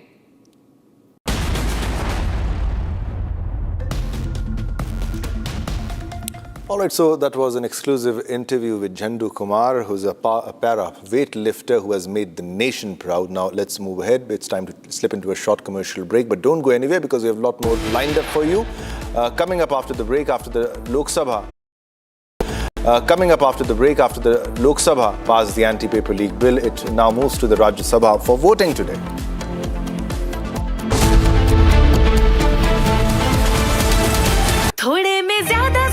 ही तो है इसकी खास बात। वाओ मामा क्या स्वाद है। अरे मेरे राजा। Amity has been ranked among the top universities globally for producing the most employable graduates by the Times Higher Education UK. Yet another testimony to Amity's excellent placement record. प्यास बुझाए ठंडक लाए सबको भाई जीरा से MTH का जल जीरा जीरा से। जीरा से असली रिफ्रेशिंग, असली स्वाद, असली मजा। रानी इस घर में कुछ है जो टूटता नहीं। ये पिलर कभी नहीं टूटेगा। रुंगटा स्टील TMT से बना। रुंगटा नहीं तो घर स्ट्रॉन्ग नहीं। रुंगटा स्टील TMT बार एकदम सॉलिड।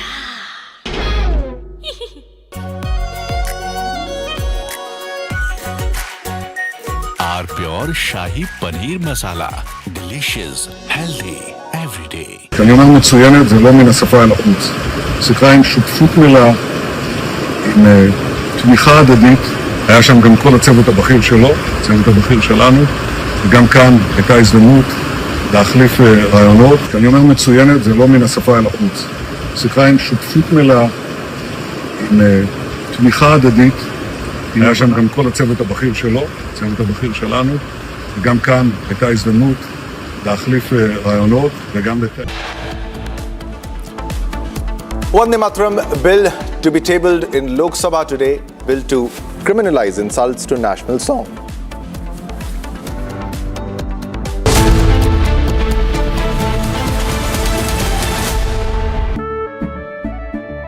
केसरिया से मन जोगी हुआ रे, दिल झूमे देखो मतवारा हुआ रे।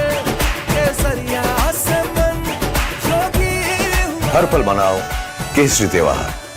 विमल, बोलो जुबान Kesari.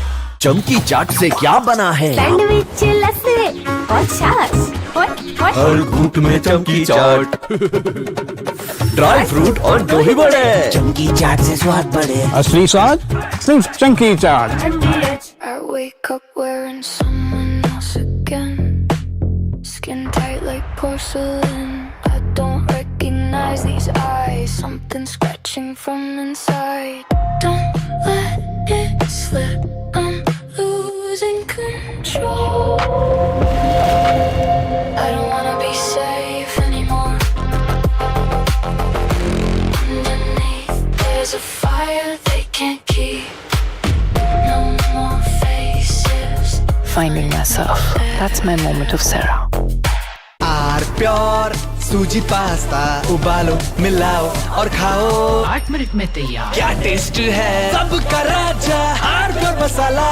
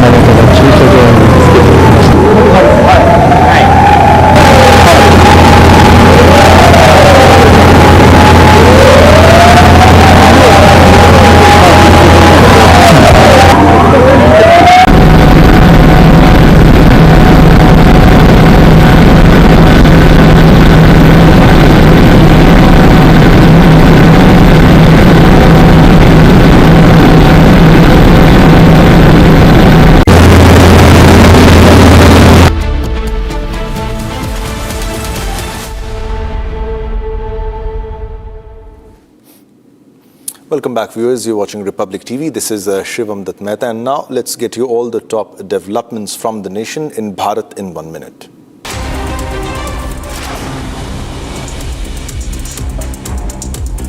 Heavy rainfall in Rudraprayag has triggered landslide and erosion at several points along the Kedarnath highway, disrupting vehicular movement. District Magistrate Vishal Mishra visited the affected stretches to assess the damage and review the ground situation as authorities monitor the impact of the ongoing rains.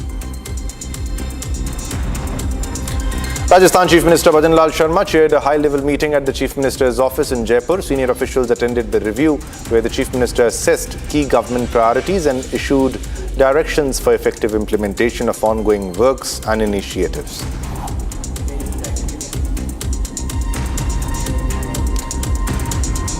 Odisha Revenue and Disaster Management Minister Suresh Pujari chaired a high-level review meeting in Bhubaneswar to assess the flood situation in the state. Chief Secretary Anu Garg was present as officials reviewed the impact of rising waters, relief efforts and preparedness measures.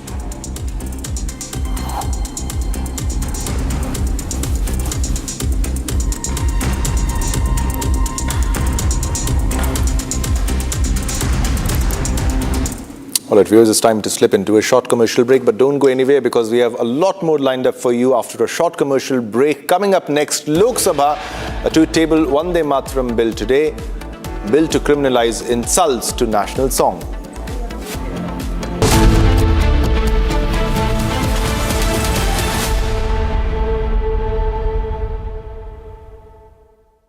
Best हरा board दिखाना सबसे dependable Century HDF premium plus trial लूंगा sure water resistant है strong है high density wood fibre structure advance German adhesive bonding solid defence trial में pass century के 40 सालों का भरोसा हरे बोर्ड का असली boss Century HDF premium plus थोड़े में ज्यादा स्वाद यही तो है इसकी खास बात। वाओ मामा क्या स्वाद है। अरे मेरे राजा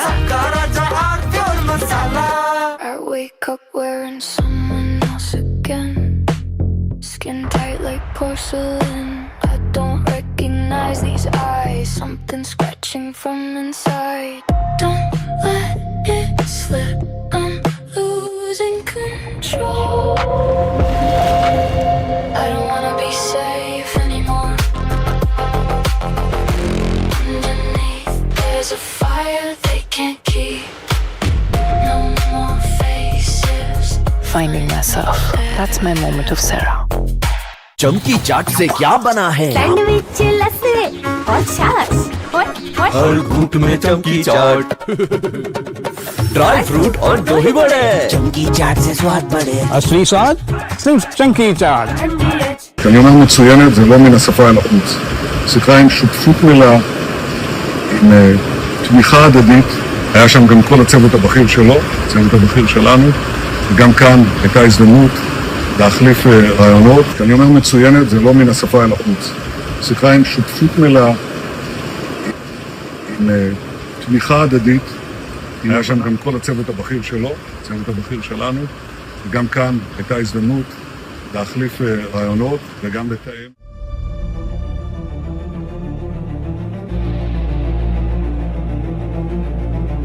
סיימתי עכשיו פגישה מצוינת.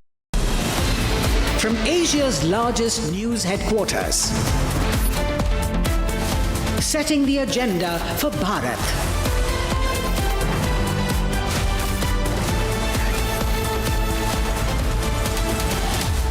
You're watching Republic.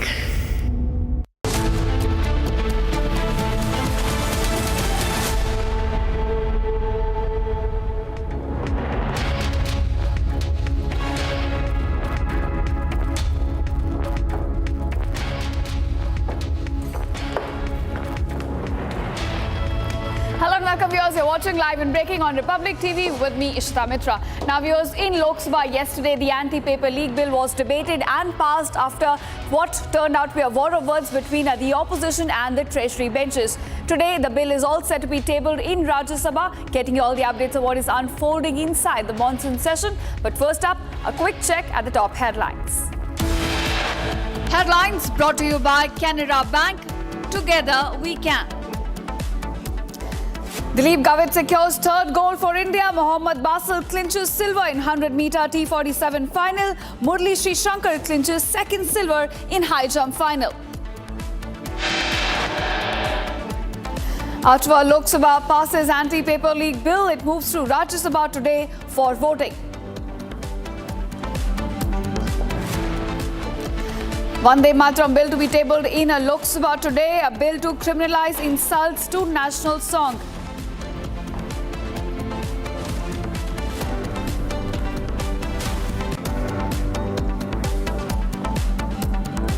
Over 40 civilians killed in Pakistan-occupied Kashmir during heavy crackdown. Protest wave now reaches Islamabad.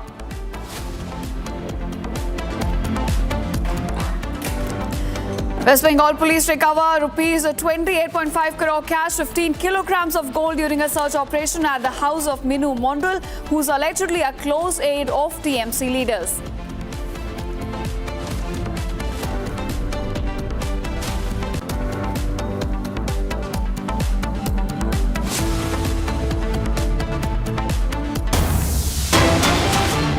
Here's our top focus at this hour after the Vande Mataram bill, officially called as Prevention of Insults to National Honour, was passed by Rajya Sabha yesterday on July 29.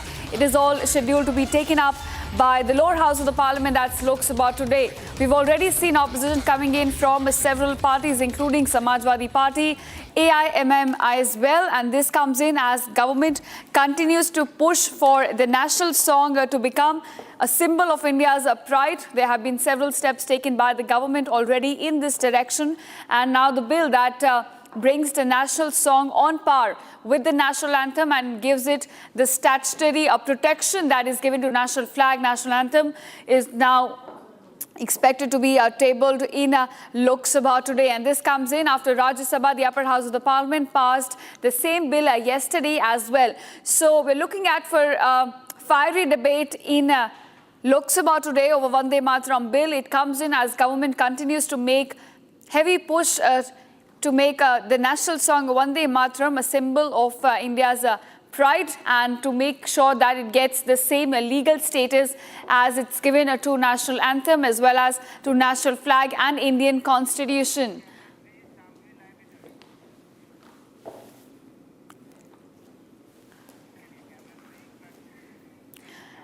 All right, in fact, my colleague Shambavi has been very closely tracking all the developments from Vijay Chowk now also joins us. Shambavi, we're looking forward to a fiery debate in Lok Sabha as Vande Mataram bill, which was passed by Rajya Sabha yesterday, is all set to be tabled in the lower house today.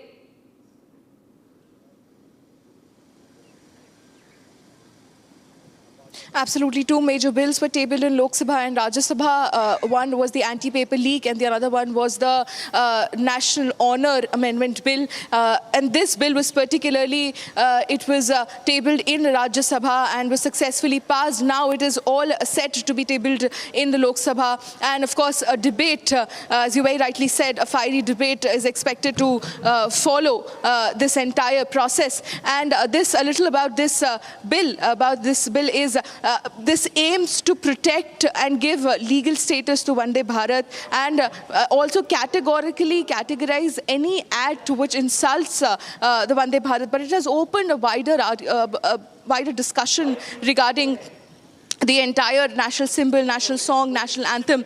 And although when this bill was being discussed in Rajya Sabha, there was a major walkout which was planned by the MPs, by the opposition MPs, and they walked out. And even then, they were asking for answers. The neat paper leak issue, the entire confrontation, the entire confrontational opening of this entire monsoon session, it kind of spilled in Rajya Sabha as well, while they were asking for accountability and answers from Amit Shah on the actions that were taken on the protesters during the entire protest which was happening in New Delhi against the neat paper leak. And this is what conspired in Rajya Sabha amid several disruptions which was organized by the opposition parties, while they were also asking the union, the Prime Minister, the Kiran Rijiju, and several other ministers have constantly asked the opposition to kindly cooperate, and they will answer all the questions once it will be taken up as discussion.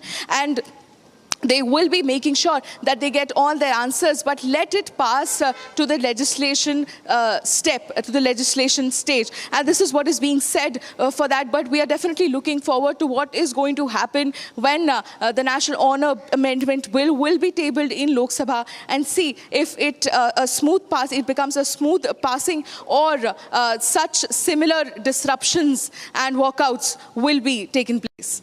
Right, of course, Shambhavi, we are, anticipating that there could be a walkout staged by the opposition, as happened in Rajya Sabha as well.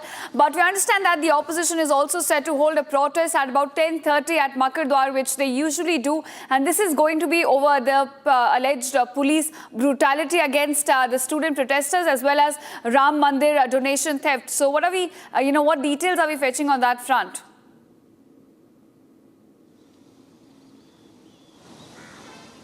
Well, yes, we know that the opposition has been demanding a lot of answers from the government, even after the resignation of Dharmendra Pradhan, because when this Vande Mataram bill was being passed, there were questions raised about the possibilities and about the priorities of the government of the centre, given that amidst this entire paper leak or the protest which was against the NEET paper leak. What is the government's priority? This was being asked by the opposition members, by the opposition MPs. And today, of course, there are several other bills which are important in this entire monsoon session. We'll see if that takes place, whether it's about the Ram Mandir donation theft, or it is about the MSME bill, or it is about the Supreme Court Amendment Bill, where the sanction strength of the Supreme Court judges will be increased from 33 to 37. So there are several other bills which are scheduled to be tabled. But again, something which is to look forward to today is the National Honour Bill being tabled in Lok Sabha. Back to you. All right. Thanks, Shambhavi, for joining us and getting us the latest on this. Keep tracking all the updates, what's unfolding inside Parliament, and we'll keep coming back to you. And now, viewers, are moving on to another big breaking news that we're getting at this hour. Now, Indian embassy in the US has slammed US media report over a Pakistani Kashmir headline. India has called out the headline misleading and incorrect. India reiterates Pakistan's illegal occupation of the parts of Kashmir, while blasting media reports and reiterating that Pakistan continues to illegally occupy Pakistan-occupied Kashmir. Now, viewers, on one side, we're getting these reports of the kind of brutalities, the kind of human rights violations which are taking place inside Pakistan-occupied Kashmir at the hands of these Pak forces. And on the other side, you have Western outlets which are trying to distort the narrative and try to whitewash Pakistan's illegal occupation of the same region. You had a headline put out by a US media outlet which was completely distorted, goes against the reality that is on the ground. And now India has slammed that headline, slammed the incorrect and the baseless report by US media outlets, saying that India continues to maintain that Pakistan illegally occupies several parts of Kashmir, and this is what the POK reality stands at the moment. In fact, my colleague Chandrakala also is live with us. Chandrakala, now we're looking at this completely baseless and incorrect headline put out by US media outlet, and Indian embassy rightly has called it out, reiterating that, Jammu and Kashmir remains integral part of India and Pakistan continues to illegally occupy several parts. Yes, in fact, once again, the anti-India sentiments, the anti-India propaganda has been exposed. Now, of course, as POK is witnessing massive protest over the month, now what we are learning is in US has fact-checked one of the, the New York Times misleading headline. Of course, what we are learning is India has expressed, the Indian embassy in US has expressed strong objection to the New York Times for describing Pakistan-occupied Kashmir as Pakistani Kashmir in a headline of their recent report, terming it misleading, and they have reiterated that the Union territories of Jammu and Kashmir and Ladakh have been, are, and will always be an integral part of India.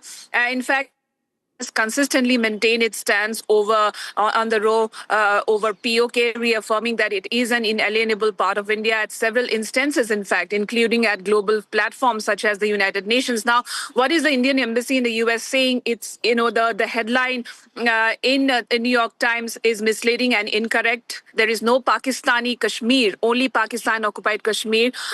It says that the union territories of Jammu and Kashmir and Ladakh have been, are, and will always remain an integral and inalienable part of India.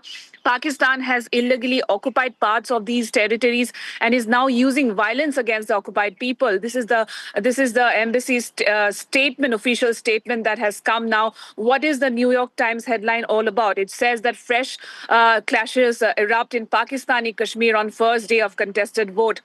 Now, right.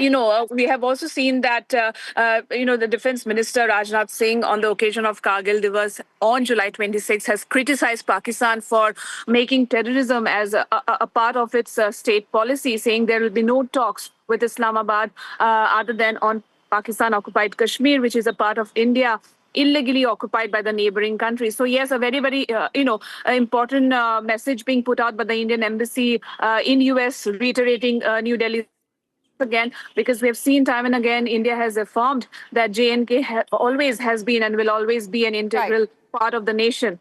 We have also seen in India has rightly called out to the incorrect headline, but if you look at this incident, it is not an isolated incident. It's part of a larger pattern where you see Western media outlets continue to push a pro-Pakistani agenda, continue to whitewash the terror acts of Islamabad. Yes, in fact, we have seen earlier also, the Western media outlet has raked up the Kashmir issue in different platform, in different international platform, and this pro-Pakistan propaganda has always been their top-notch priority. And now, of course, India has once again reiterated. We have also seen earlier this month, India's permanent representative of the UN, Ambassador Harish, has emphasized New Delhi's stance on Jammu and Kashmir, where he has said that the only issue remaining regarding Jammu and Kashmir is the naked aggression and illegal occupation of India's sovereign territory by Pakistan. So yes, once again, it's a strong message being put out by the Indian Embassy in US, completely slamming the report by one of the leading newspaper in US. So yes, very, very message once again being put out by India in the global platform. Right, Chandrakala. Thanks so much for joining us and getting us the lowdown on what exactly unfolded and what has been India's response to that incorrect headline. Thanks so much. Now we are addressing CRPF's grand investiture ceremony in Delhi. CRPF Director General Gyanin Pratap Singh has now urged personnel to perform their duties without fear and in the national interest. Assuring full backing to operational and law and order units, he said he would take complete responsibility for all bona fide decisions and the actions taken in the discharge of their duty. So that's a strong message coming in from CRPF chief to his personnel, assuring that there's full backing for them for their actions performed in the line of duty, while also saying that they can discharge their action fearlessly in the national interest. Take a listen. मैं बल के महानिदेशक, बल के प्रमुख के रूप में आप सभी को यह विश्वास दिलाना चाहता हूं, चाहे हमारी ऑपरेशनल बटालियंस हों, चाहे हमारी लॉ एंड ऑर्डर की यूनिट्स हों, आप सभी राष्ट्रहित में, जनहित में, बल हित में जो भी निर्णय लेते हैं, जो भी एक्शन लेते हैं, जो कि बोनाफाइड डिस्चार्ज ऑफ ड्यूटी में है, उन सभी निर्णयों का और उन सभी एक्शंस का संपूर्ण रूप से बल के प्रमुख के रूप में दायित्व मेरा है। आप अपना काम निर्भय होकर करते रहें। जहां भी जो भी दायित्व लेना होगा वह संपूर्ण रूप से मैं महानिदेशक के तौर पर लूंगा। इस चीज को मैं आज फिर आप सभी के सामने दोहराना चाहता हूं। And now viewers, Republic TV reveals the striking indifference of global media regarding the dreadful killings which are taking place in Pakistan-occupied Kashmir. In recent weeks, unarmed civilian demonstrators in Rawalakot and Muzaffarabad have been ruthlessly shot by Pakistani security personnel, but not a word condemning these actions of Islamabad. Here's a full report. Take a look. Ladies and gentlemen, big story tonight, which has got ignored in terms of the attention, media attention on CJP, is that on the 27th and 28th of July, the day before and yesterday, after 51 days of peaceful sit-ins in Rawalakot, the Joint Awami Action Committee resumed its long march towards Muzaffarabad and POK. So there is chaos in POK right now. I have always believed it's a matter of time before they break away and they come back like they've always been. They're an integral part of the country. We need to make POK, practically and totally and irretrievably once again with us, which will happen. But what did the Pakistani security forces do? Today they are carrying out a genocide. The plight of the people in Kashmir that Mirwais Umar Farooq does not have the courage to talk about. He's a coward. Omar Abdullah also will not talk about what the Pakistanis are doing, what the ISI is doing to Kashmiris in POK. Neither will Mehbooba Mufti, of course, she's on the payroll, so I'm pretty sure, I suspect, of the ISI. Now, ladies and gentlemen, I'll show you 5 visuals which you need to see about what Pakistan is doing to the Kashmiris. They should keep their mouths shut and not talk about Kashmiris anymore because they carry out the genocide of Kashmiris. First visual is the massacre on the streets of POK. Hear this. Open firing on innocent people. Visual 2 right now. A crowd of people engulfed in smoke due to rampant shooting by the Pakistani Rangers. Hundreds have been massacred in POK. We pray for the people of POK, for the brave people of POK who we know are longing to be back in their homeland of Bharat. We wait for the day this mass genocide stops. The Congress party should talk about it. And even the Tukre gang, CJP, ladies and gentlemen, Abhijit Dipke, a firm believer of the Tukre gang, the Tukre CJP should also maybe talk about it since they have decided to become a political party. Visual 3 tonight, so that nobody says, Arnab, you're not showing proof. Pakistani Rangers openly firing at a crowd of people as the crowd disperses amidst the shelling. And visual 4 is actually quite heartrending. An injured man being taken to an emergency ward, ladies and gentlemen. Blood is visible in his foot after he was injured in the violence. Bloodshed all over POK. My dear viewers of Republic, in the present context here in India, as we have all now realized, the CJP is with Greta Thunberg, foreign forces. The Pakistanis are also supporting the CJP and a lot of support from Pakistani handles for the CJP. I want to tell the CJP, your alignment with the Tukre gang is clear. But why don't you talk about what's happening in Kashmir since you're gratefully accepting support from all members of the Tukre gang, of which you are also a member, by the way. Ladies and gentlemen, I want you to hear 2 of first-hand views of the people and what they are talking about the brutality by the Pakistani army. इन ज़ालिमों को शर्म नहीं आती इस road पे जहाँ पे खून ही खून है गोलियां मार रहे हैं हमारे भाइयों को क्या तमाशा है ये आप हमारे पैसों पे पलते हैं ये गोलियां हमारे टैक्स के पैसे से खरीदते हमें मार रहे हो ज़ालिमों ये क्या कर रहे हो इंटरनेशनल मीडिया भाई सारी दुनिया ह्यूमन राइट ऑर्गेनाइजेशन कहाँ मर गए हैं आप सब लोग Countless people in my Rawalakot have been murdered. Countless of my brothers, countless of my fathers have been killed in Rawalakot, and the world is staying silent. No one is speaking up for Kashmir. We never thought a day like this would come. We never thought we would have to see this day where our roads would be filled with our people's blood. Our soil is going to be covered with our people's blood. कोई हया कर लो जितनी international media देख रही है please हमारा साथ दें हम पूरा मन लोग गए हैं बेशुमार लाशें बेशुमार जख्मी भाई उठा के हमारे कंधे थक गए हैं एक भाई ने आके अपना ऐसे रुमाल भाई निचोड़ा तो उसके अंदर से जो चीज़ निकली ना वो कश्मीरियों का लहू था भाई साहब कश्मीरियों का लहू था ये हालात हैं यहाँ पे बहुत बुरी है सबको मारी जा रही लगातार 3 बंदूकों हेडशॉट किन्होंने किया. Dear viewers of Republic, we are now hearing that 10,000 people have been killed in the last few days. This is among the worst genocides in the world. And yet, America is quiet, Trump is quiet. Most importantly, the Tukre gang in India is quiet. The Congress party is quiet. Mirwais Umar Farooq is quiet. Omar Abdullah is quiet. We've said that POK is an integral part of India. But this is the time to speak up and say more than that.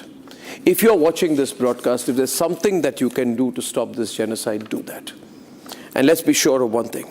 Even if CNN and BBC are not going to talk about the bloodshed and the genocide in POK, the Republic Media Network, bringing you these pictures, pleads to the conscience of these fake organizations like Al Jazeera. You see, Al Jazeera is a fraud organization, and that's why this fraud organization will not talk about the genocide in POK. Al Jazeera, BBC, CNN, they're all fraud organizations. The biggest genocide in the world is happening right before their eyes. And they're talking about the weather in London. Shame on them. And viewers, with that, it's a wrap on this edition of Live and Breaking with me, Ishita Mitra. Don't go anywhere. Coming up on the other side, after Lok Sabha passed the anti-paper leak bill, it now moves to Rajya Sabha for voting today. Getting you all the updates on monsoon session of Parliament on the other side. Stay tuned.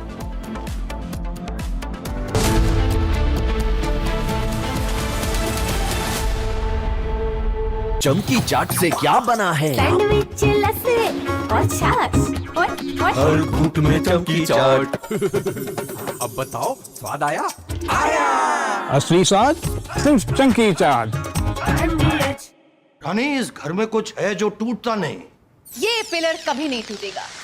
Rungta steel TMT से बना। रुंगटा नहीं तो घर strong नहीं। Rungta steel TMT bar एकदम solid.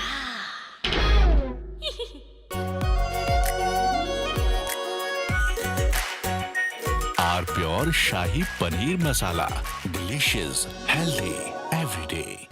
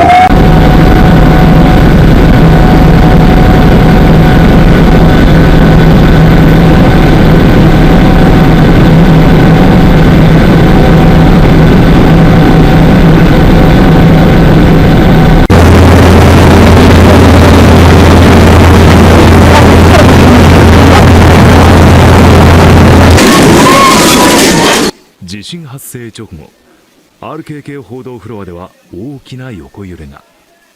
天井の看板、机の上のパソコンも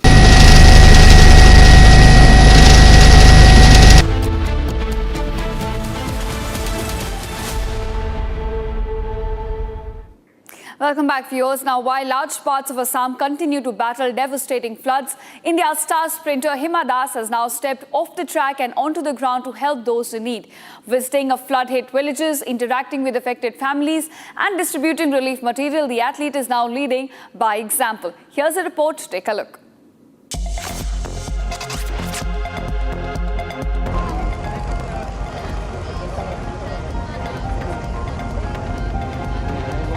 Extending support to families affected by the devastating floods.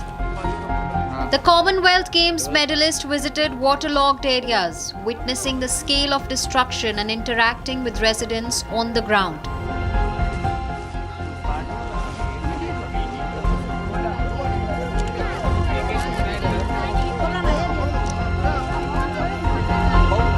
As floodwaters continue to impact normal life across several districts, relief operations remain underway with the support of authorities and volunteers.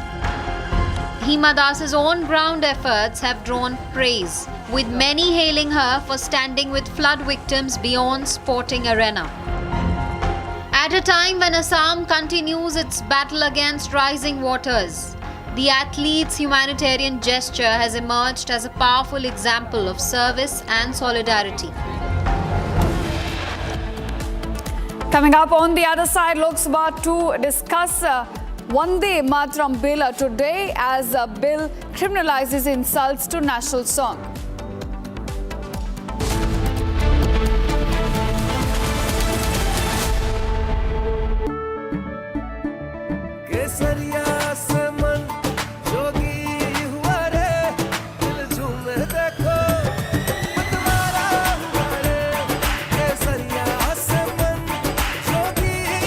हर पल मनाओ केसरी त्योहार विमल बोलो जुबान केसरी R pure सूजी pasta उबालो मिलाओ और खाओ 8 मिनट में तैयार क्या टेस्ट है सबका राजा R pure masala I wake up wearing someone else again. Skin tight like porcelain. I don't recognize these eyes. Something scratching from inside. Don't let it slip. I'm losing control. I don't wanna be safe anymore. Underneath there's a fire they can't keep. No more faces. Finding myself. That's my moment of Sarah. चमकी चाट से क्या बना है sandwich लस्सी और छाछ हर घूंट में चमकी चाट ड्राई फ्रूट और दही बड़े चमकी चाट से स्वाद बढ़े असली स्वाद सिर्फ चंकी चाट כשאני אומר מצוינת זה לא מן השפה אל החוץ. שיחה עם שותפות מלאה, עם תמיכה הדדית. היה שם גם כל הצוות הבכיר שלו, הצוות הבכיר שלנו, וגם כאן הייתה הזדמנות להחליף רעיונות. כשאני אומר מצוינת זה לא מן השפה אל החוץ.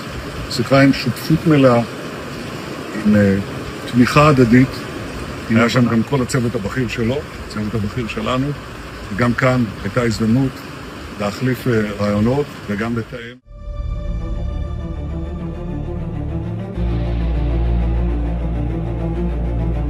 סיימתי עכשיו פגישה מצוינת עם הנשיא טראמפ. כשאני אומר מצוינת זה לא מן השפה אל החוץ. שיחה עם שותפות מלאה, עם תמיכה הדדית, עם הבנה על היעד המשותף להבטיח שלאיראן לא יהיה נשק גרעיני וגם יעדים אחרים. אחת השיחות הטובות ביותר שקיימתי עם נשיא ארצות הברית, ידידנו דונלד טראמפ. היה שם גם כל הצוות הבכיר שלו, הצוות הבכיר שלנו, וגם כאן הייתה הזדמנות להחליף רעיונות וגם לתאם תאומים שהם חשובים לביטחון ולעתיד של מדינת ישראל. It was a truly monumental moment in Senate. And of course, he was also a great champion of the United States Supreme Court. His impassioned defense of a wonderful person, a great gentleman, Justice Kavanaugh, ended a disgraceful attack on this very good man and gave us one of the greatest moments the Senate has ever seen. It was a truly monumental moment in Senate history. I believe it was Lindsey's perhaps finest hour. Destroyed their military. They want to meet, and we're meeting. We'll see what happens. There's a chance we could make a deal. And nobody tells me what we should be selling or not. Turkey's been a tremendous ally for me. Now, look, Turkey's been a great ally for me. You know, I think he's done a very good job. Did a good job with Syria. He's a friend of mine, and nobody tells me.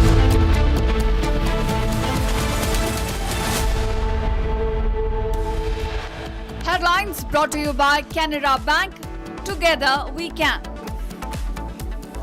Dilip Gavit secures third gold for India. Mohammed Basil clinches silver in 100-meter T47 final.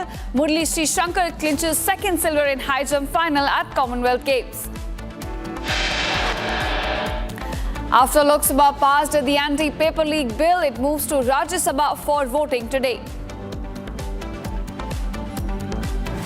Vande Mataram bill to be tabled in Lok Sabha today. Bill to criminalize insults to national song.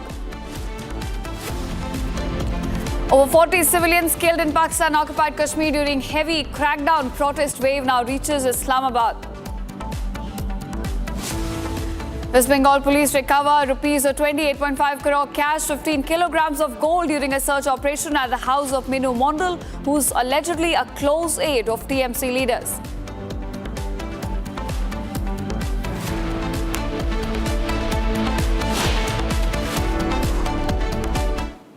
Welcome viewers, our top focus at this hour. A stormy session took place in Lok Sabha yesterday where Rahul Gandhi's unparliamentary remarks were expunged by the Speaker.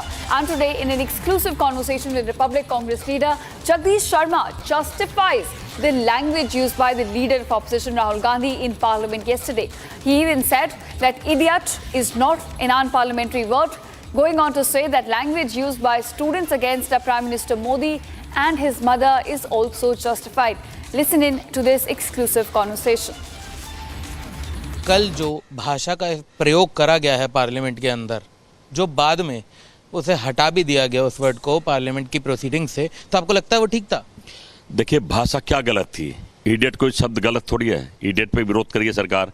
कहना कि जब मैं अभी अगर भाषा की बात करते हैं तो सरकार बीजेपी की है। अब ये जो धुरंधर फिल्म आई है इसमें कौन सी भाषा है? सरकार क्या दिखाना चाह रही है? आप जाकर देखिए फिल्म, कितनी गंदी गंदी माँ बहन की गालियां हैं। कमाल कर दिया। भाषा की बात ये सरकार कर रही है। इसी पार्लियामेंट में तो इनके कहा था मुल्लाओं के बारे में क्या बोला था इनके एमपी ने। यही तो पार्लियामेंट थी। कहना कहीं लोग कथनी और करने में फ़र्क समझते हैं, खुद कुछ भी करें, लेकिन विपक्ष का नेता इनको आईना दिखा दे तो दर्द होता है। दर्द होना भी चाहिए, दर्द होना चाहिए, क्योंकि देश कहाँ लेके चले गए हैं सवाल ये उठता है। नौजवान पर अत्याचार हो रहे हैं, किसी के बच्चों पर आंख फोड़ी जा रही है, बहन बेटियों को लठ दिए जा रहे हैं कहाँ कहाँ, और राहुल गांधी बोले भी ना। जगदीश जी, वो वर्ड जो यूज़ करा गया है पार्लियामेंट में, अगर इस हिसाब से तो आपके हिसाब से वो वर्ड ठीक है, और उसके अलावा राहुल गांधी ने जो वो वर्ड यूज़ करा था, वो जो वर्ड था वो स्टूडेंट्स के लिए यूज़ करा गया था पार्लियामेंट के अंदर, अगर आपने सुना होगा तो आप जस्टिफाई करते हैं उस वर्ड को? देखिए, इडियट शब्द, इडियट का मतलब है पागल, और पागल शब्द तो मैं कहता हूँ सरकार के खिलाफ सारे पागल हो गए हैं। मैं तो कह रहा हूँ, खुलेआम बोल रहा हूँ, चाहे पार्लियामेंट में बुलवा लो चाहे बाहर बुलवा लो, पागल हो गए हैं। इनको संविधान का नहीं पता है। लोकतंत्र में जनता की सेवा के लिए आए थे, ये अच्छे दिनों के लिए आए थे, डीजल पेट्रोल सस्ता करने आए थे, अच्छी शिक्षा देने आए थे, किसान की डबल आय करने आए थे, स्मार्ट सिटी देने आए थे। एक भी बता दो ना, एक भी बता दो इस मंदिर में, लोकसभा के मंदिर में, कि हमने पूरा करा है। इन्होंने अपने दोस्तों का घर भरा, अपना घर भरा है, लेकिन कब तक? जहाँ जहाँ चुनाव जीते हैं ये, जहाँ जहाँ इनकी सरकारें हैं, विद्रोह हो रहा है, लड़ाई हो रही है, रोष हो रहा है। कौन कर रहे हैं? वहाँ की जनता तो कर रही है, राहुल गांधी तो नहीं। सबने देख लिया कि जनता, ये जो गृह मंत्री है, गृह मंत्री के आदेश पर गोली चली है, लाठी चली है या डंडे पड़े हैं। ये कैसे जस्टिफाइड है अभी कि गृह मंत्री के आदेश पे ऐसा कुछ हुआ है? जो राहुल गांधी ने भी एलिगेशन लगाए हैं कल संसद के अंदर, तो ये कैसे आप जस्टिफाई कर रहे हैं? क्या प्रूफ है कि गृह मंत्री के आदेश पे गोली चली है? वो मुझे बड़े दुख की बात है। ये तो सभी को पता, छोटे छोटे बच्चों को पता है कि संविधान से देश चलता है, और पुलिस कमिश्नर की हिम्मत है कि लाठी दुआ दे, गोलियां चलवा दे। आदेश कौन देता? गृह मंत्री। गृह मंत्री के आदेश के बिना पत्ता नहीं हिल सकता। All right, viewers, now in another exclusive conversation, Union Minister Giriraj Singh has slammed Rahul Gandhi's expunged remarks are made in Lok Sabha. He said that Rahul Gandhi speaks in Parliament as if he were at Sonia Gandhi's residence. He also goes on to say that Rahul Gandhi should apologize to the House for the kind of words he had used on the floor of the House. He also goes on to mention it doesn't even seem like that Rahul Gandhi takes the responsibility of being a leader of opposition seriously. He goes on to mention he considers himself as the country's landlord, and he comes to Parliament, hurls insults and walks out. Rahul Gandhi does not respect his elders. So that's the statement coming in from Union Minister Giriraj Singh. Let's take a listen to this exclusive conversation. देखिए, राहुल गांधी सचमुच में लगता ही नहीं है LOP है, और वो अपने को समझते हैं कि मैं जमींदार हूं भारत का, और ट्रीट उसी तरह से करते हैं। जब आएंगे कुछ कहानी खिस्सा बोलेंगे, किसी को गाली देंगे और फिर वहां से निकल जाएंगे। न सम्मान करेंगे बड़े बुजुर्गों का, राजनाथ सिंह जैसे व्यक्ति का। और ये देश में कैसे तबाह हो और बर्बाद हो। हर बार विदेश जाते हैं, जब प्रधानमंत्री बच्चों का, छात्रों का एग्जामिनेशन की तैयारी कर रहे थे, ये विदेश का दौरा कर रहे थे, इन्हें क्या लेना देना। आए, बच्चों ने भी इन्हें छोड़ दिया। अब ये कैसे उसमें अपनी भागीदारी हो, कभी गाली देना, धर्मेंद्र को तो करा दिया, उसको तो देना, अब अमित शाह को देना पड़ेगा, अब मोदी को देना पड़ेगा। लग रहा है जैसे उनके वो जो बात करते हैं, लगता है लोकसभा में नहीं बात कर रहे हैं, वो सोनिया जी के घर में बात कर रहे हैं। ये सोच बताता है कि वो नहीं दूसरों को, नरेंद्र मोदी जैसे गरीब के बेटा को प्रधानमंत्री के रूप में नहीं देखना चाहते। एक सवाल ये भी है कि जो All right, viewers, we're getting some live visuals from inside the Parliament complex. This is where the opposition leaders are staging protest at Makardwar, and this is over alleged the use of excessive force by police during the student protesters. They're also raising the issue of Ram Mandir donation theft, and this comes in as the crucial bills are all set to be tabled in the Parliament today. So ahead of the proceedings today, we are looking at opposition leaders staging protest at Makardwar. And this is over the alleged police brutality that took place on July 20th at Delhi's Jantar Mantar, as well as the alleged embezzlement of donations at Ram Mandir. So those are the two issues that are being taken up by the opposition leaders at Makardwar inside the Parliament complex, hours before both the House, Lok Sabha and Rajya Sabha are all set to convene. So you can see several leaders there standing with placards, raising slogans as well. And the two crucial issues that they are taking up right ahead of the session include the Ram Mandir donation theft, as well as the alleged police action against protesters during Jantar Mantar protest. So this is what we're looking at, and you can see them holding a banner as well. And this comes in after a war of words escalated in Lok Sabha yesterday between the opposition and the treasury benches. You had a leader of opposition making some unverified claims as well regarding a Home Minister's order to shoot the protesters, and over that their claim continues. The opposition leaders continue to demand answers from Home Minister and continue to ask questions regarding the alleged use of police force, excessive force against student protesters, as well as Ram Mandir donation theft. In fact, our sources are telling us that today Ram Mandir donation theft is a major issue for opposition's agenda. They are likely to take up this issue inside the Parliament as well. You can in fact spot Priyanka Gandhi Vadra standing there with the opposition leaders, raising slogans, raising banners. And those are the visuals of yours. We're getting right ahead of the session commences. So this has essentially set the tone, viewers, for what we are looking at as far as today monsoon session is concerned. In fact, my colleague Shambhavi is also joining us live. Shambhavi, you continue to track this, and the kind of protests that are now coming in from Makardwar inside Parliament complex certainly setting the tone for the kind of day that we are going to be looking at inside Parliament.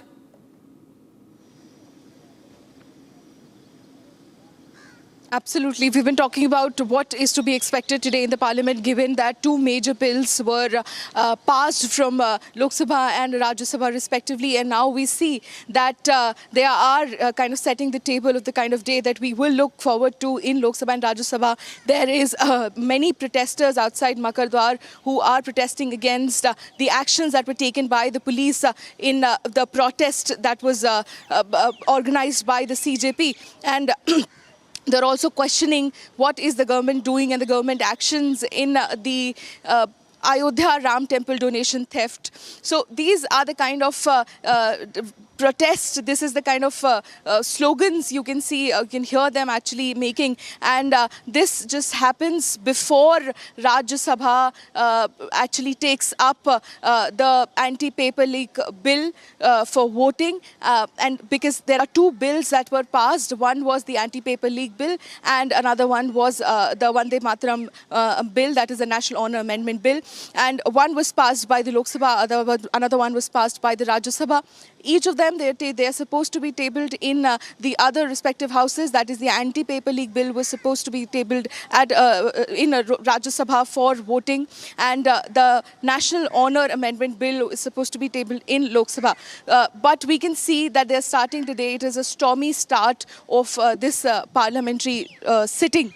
So out of 19 sittings, we have already completed 8 sittings. Today is the 9th sitting, and this has been the situation: disruptions, walkouts, and protest organized by the opposition, and we are seeing something very similar to that outside Makadwar right now. Back to you. Right, of course, Shamba, we keep tracking all the updates we're getting from inside the parliament, and for now, thanks so much for joining us and getting us the latest.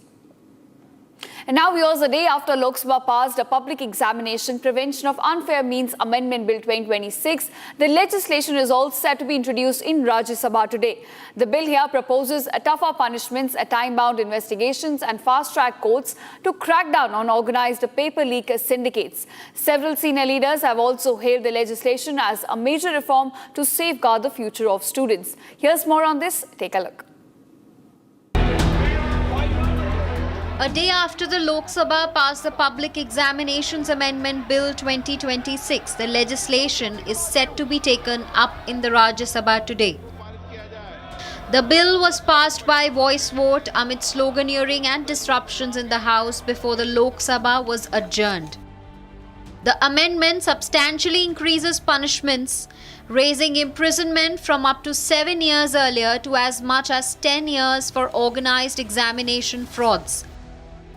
It also proposes increasing fines for organised crimes from 1 crore to 10 crores, alongside stricter penalties and longer debarment for institutions found guilty.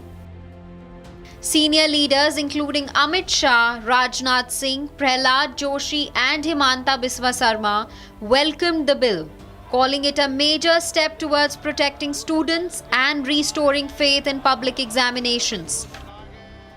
A great victory for the students. Modi ji listens to the students, and therefore the anti-paper leak law, the Public Examinations Prevention of Unfair Means Amendment Act has been passed. It has been passed only and only by the efforts of the NDA. No thanks to Rahul Gandhi, who tried to obstruct the functioning of Parliament, resorted to abuse and unsubstantiated claims, and he has not been with the students. On the one hand, Prime Minister directly spoke to the students. We ended the fast of Sonam Wangchuk. We ended the protests of CJP. The government says the legislation is aimed at restoring trust in public examinations and deterring organised paper leak syndicates. युवाओं के सशक्तिकरण के लिए, युवाओं के सामर्थ्य के सम्मान में, देश की उभर रही युवा शक्ति के लिए पूरा कानून का मसौदा बनाया गया है। फास्ट ट्रैक कोर्ट, यूथ को न्याय मिले, यूथ को विश्वास हो कि एग्जामिनेशन सिस्टम रोबस्ट है, पारदर्शी है और अकाउंटेबिलिटी फिक्स करने के लिए ऐसे कानून का प्रस्ताव आया। लोकसभा ने पारित किया, कल उत्सुकता से राज्यसभा में जा रहे हैं।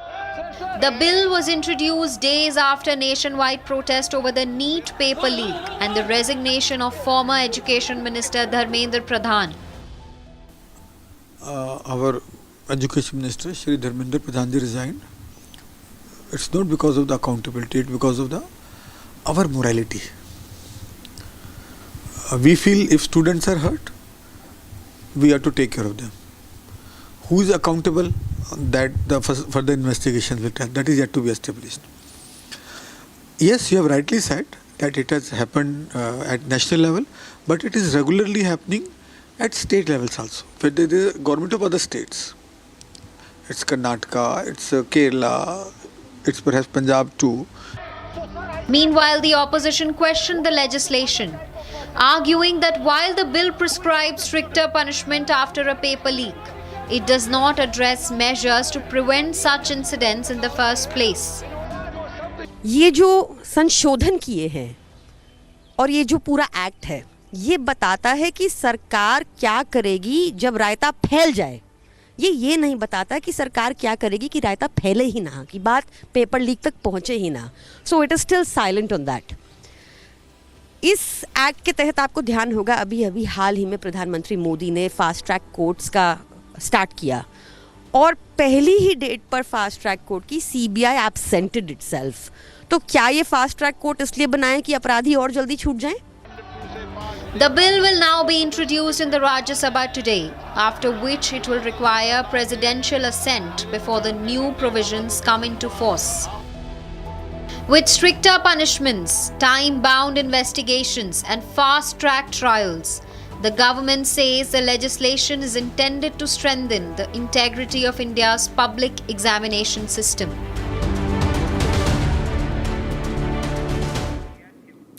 All right, here's now time to track other national headlines in our special segment called Bharat in One. Let's get started.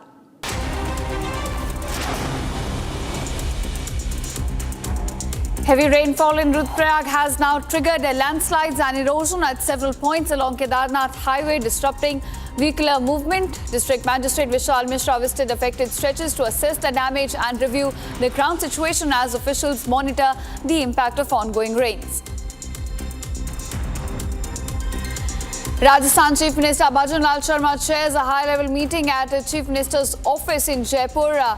Senior officials attended the review where the Chief Minister assessed the key government priorities and issued directives for effective implementation of ongoing works and initiatives. Orissa Revenue and Disaster Management Minister Suresh Pujari chairs a high-level review meeting in Bhubaneswar to assess the flood situation in the state. Chief Secretary Anu Garg was present as officials reviewed the impact of rising waters, relief efforts and preparedness measures.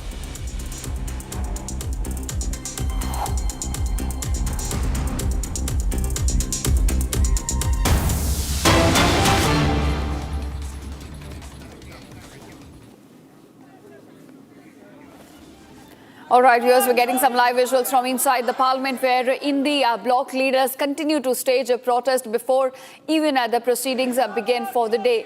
Now, you're looking at several leaders from Congress and other Indi members as well staging protest, raising slogans there. Priyanka Gandhi Vadra continues to be present there, and this is over what they claim were the alleged brutalities by police against student protesters. They continue to ask the same question, the question that was raised by the leader of opposition Rahul Gandhi as well in Lok Sabha. Who gave the order?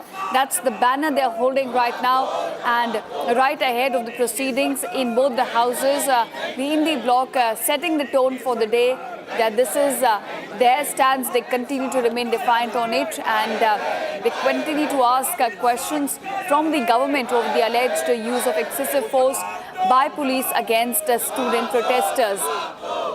Rahul Gandhi, in fact, had made some unverified claims yesterday on the floor of the House, and today Indi bloc leaders assembling there at Makardwar before the sessions and staging a protest over what they claim are the brutalities by police against student protesters. So as we are looking at anti-paper leak bill to face the Rajya Sabha test today, it's going to be tabled in Rajya Sabha. Ahead of that, the Indi bloc leaders are leading staging protests at Makardwar, asking the same question of who gave the order. They continue to ask this question from the government over who gave orders for a lathi charge against the students who had gathered at Jantar Mantar during July 20 demonstrations. And those are the live visuals we're getting, viewers, from Parliament complex at Makardwar, where Indi leaders continue to stage protest. All right, in fact, Shambhavi joining us again with more updates on this. Shambhavi, so certainly the protest not, fizzling out. They continue to raise banners, continue to raise slogans. And one question that they're asking is, who gave the orders? Something that Rahul Gandhi had also asked yesterday on the floor of the House. And today as well, they continue to corner government over the same issue of the alleged brutalities by police against student protesters. Well, yes, the NEET paper leak as well as the conditions which were surrounding, circumstances surrounding the NEET paper leak has been the most confrontational topic of the opposition in this parliament session. And once after the protest and everything was over and the protesters got in a way what they were demanding, we saw that they are now stretching the entire issue by now questioning who ordered their alleged police brutality on the protesters on 20th of July when things got out of hand in the national capital. And this topic is very rightly mentioned that even Rahul Gandhi picked up yesterday, saying that only two people can give orders for such action, that is Prime Minister and the Home Minister.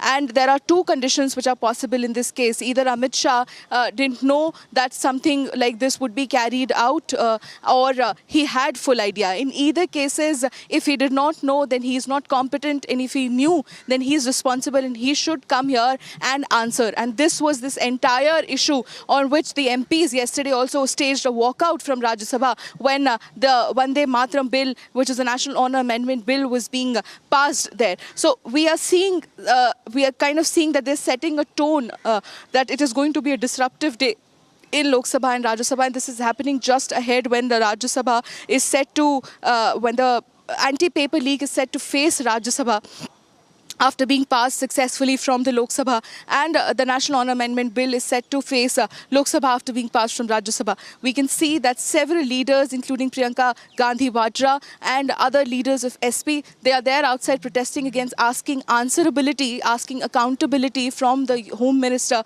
about who ordered the police action, which they're claiming was police brutality. But they have been also picking up this topic again and again in discussions, as was being very discussed in great detail yesterday when the bill, the anti-paper leak bill, was passed yesterday.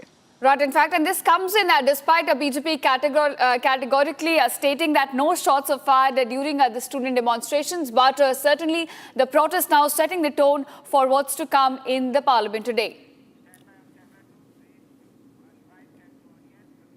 And with that, viewers, we're slipping into a very short break, but don't go anywhere. Coming up on the other side, after Lok Sabha passed the anti-paper leak bill, it moves to Rajya Sabha today for voting. Getting you all the updates of what is unfolding inside the parliament on the other side. Stay tuned.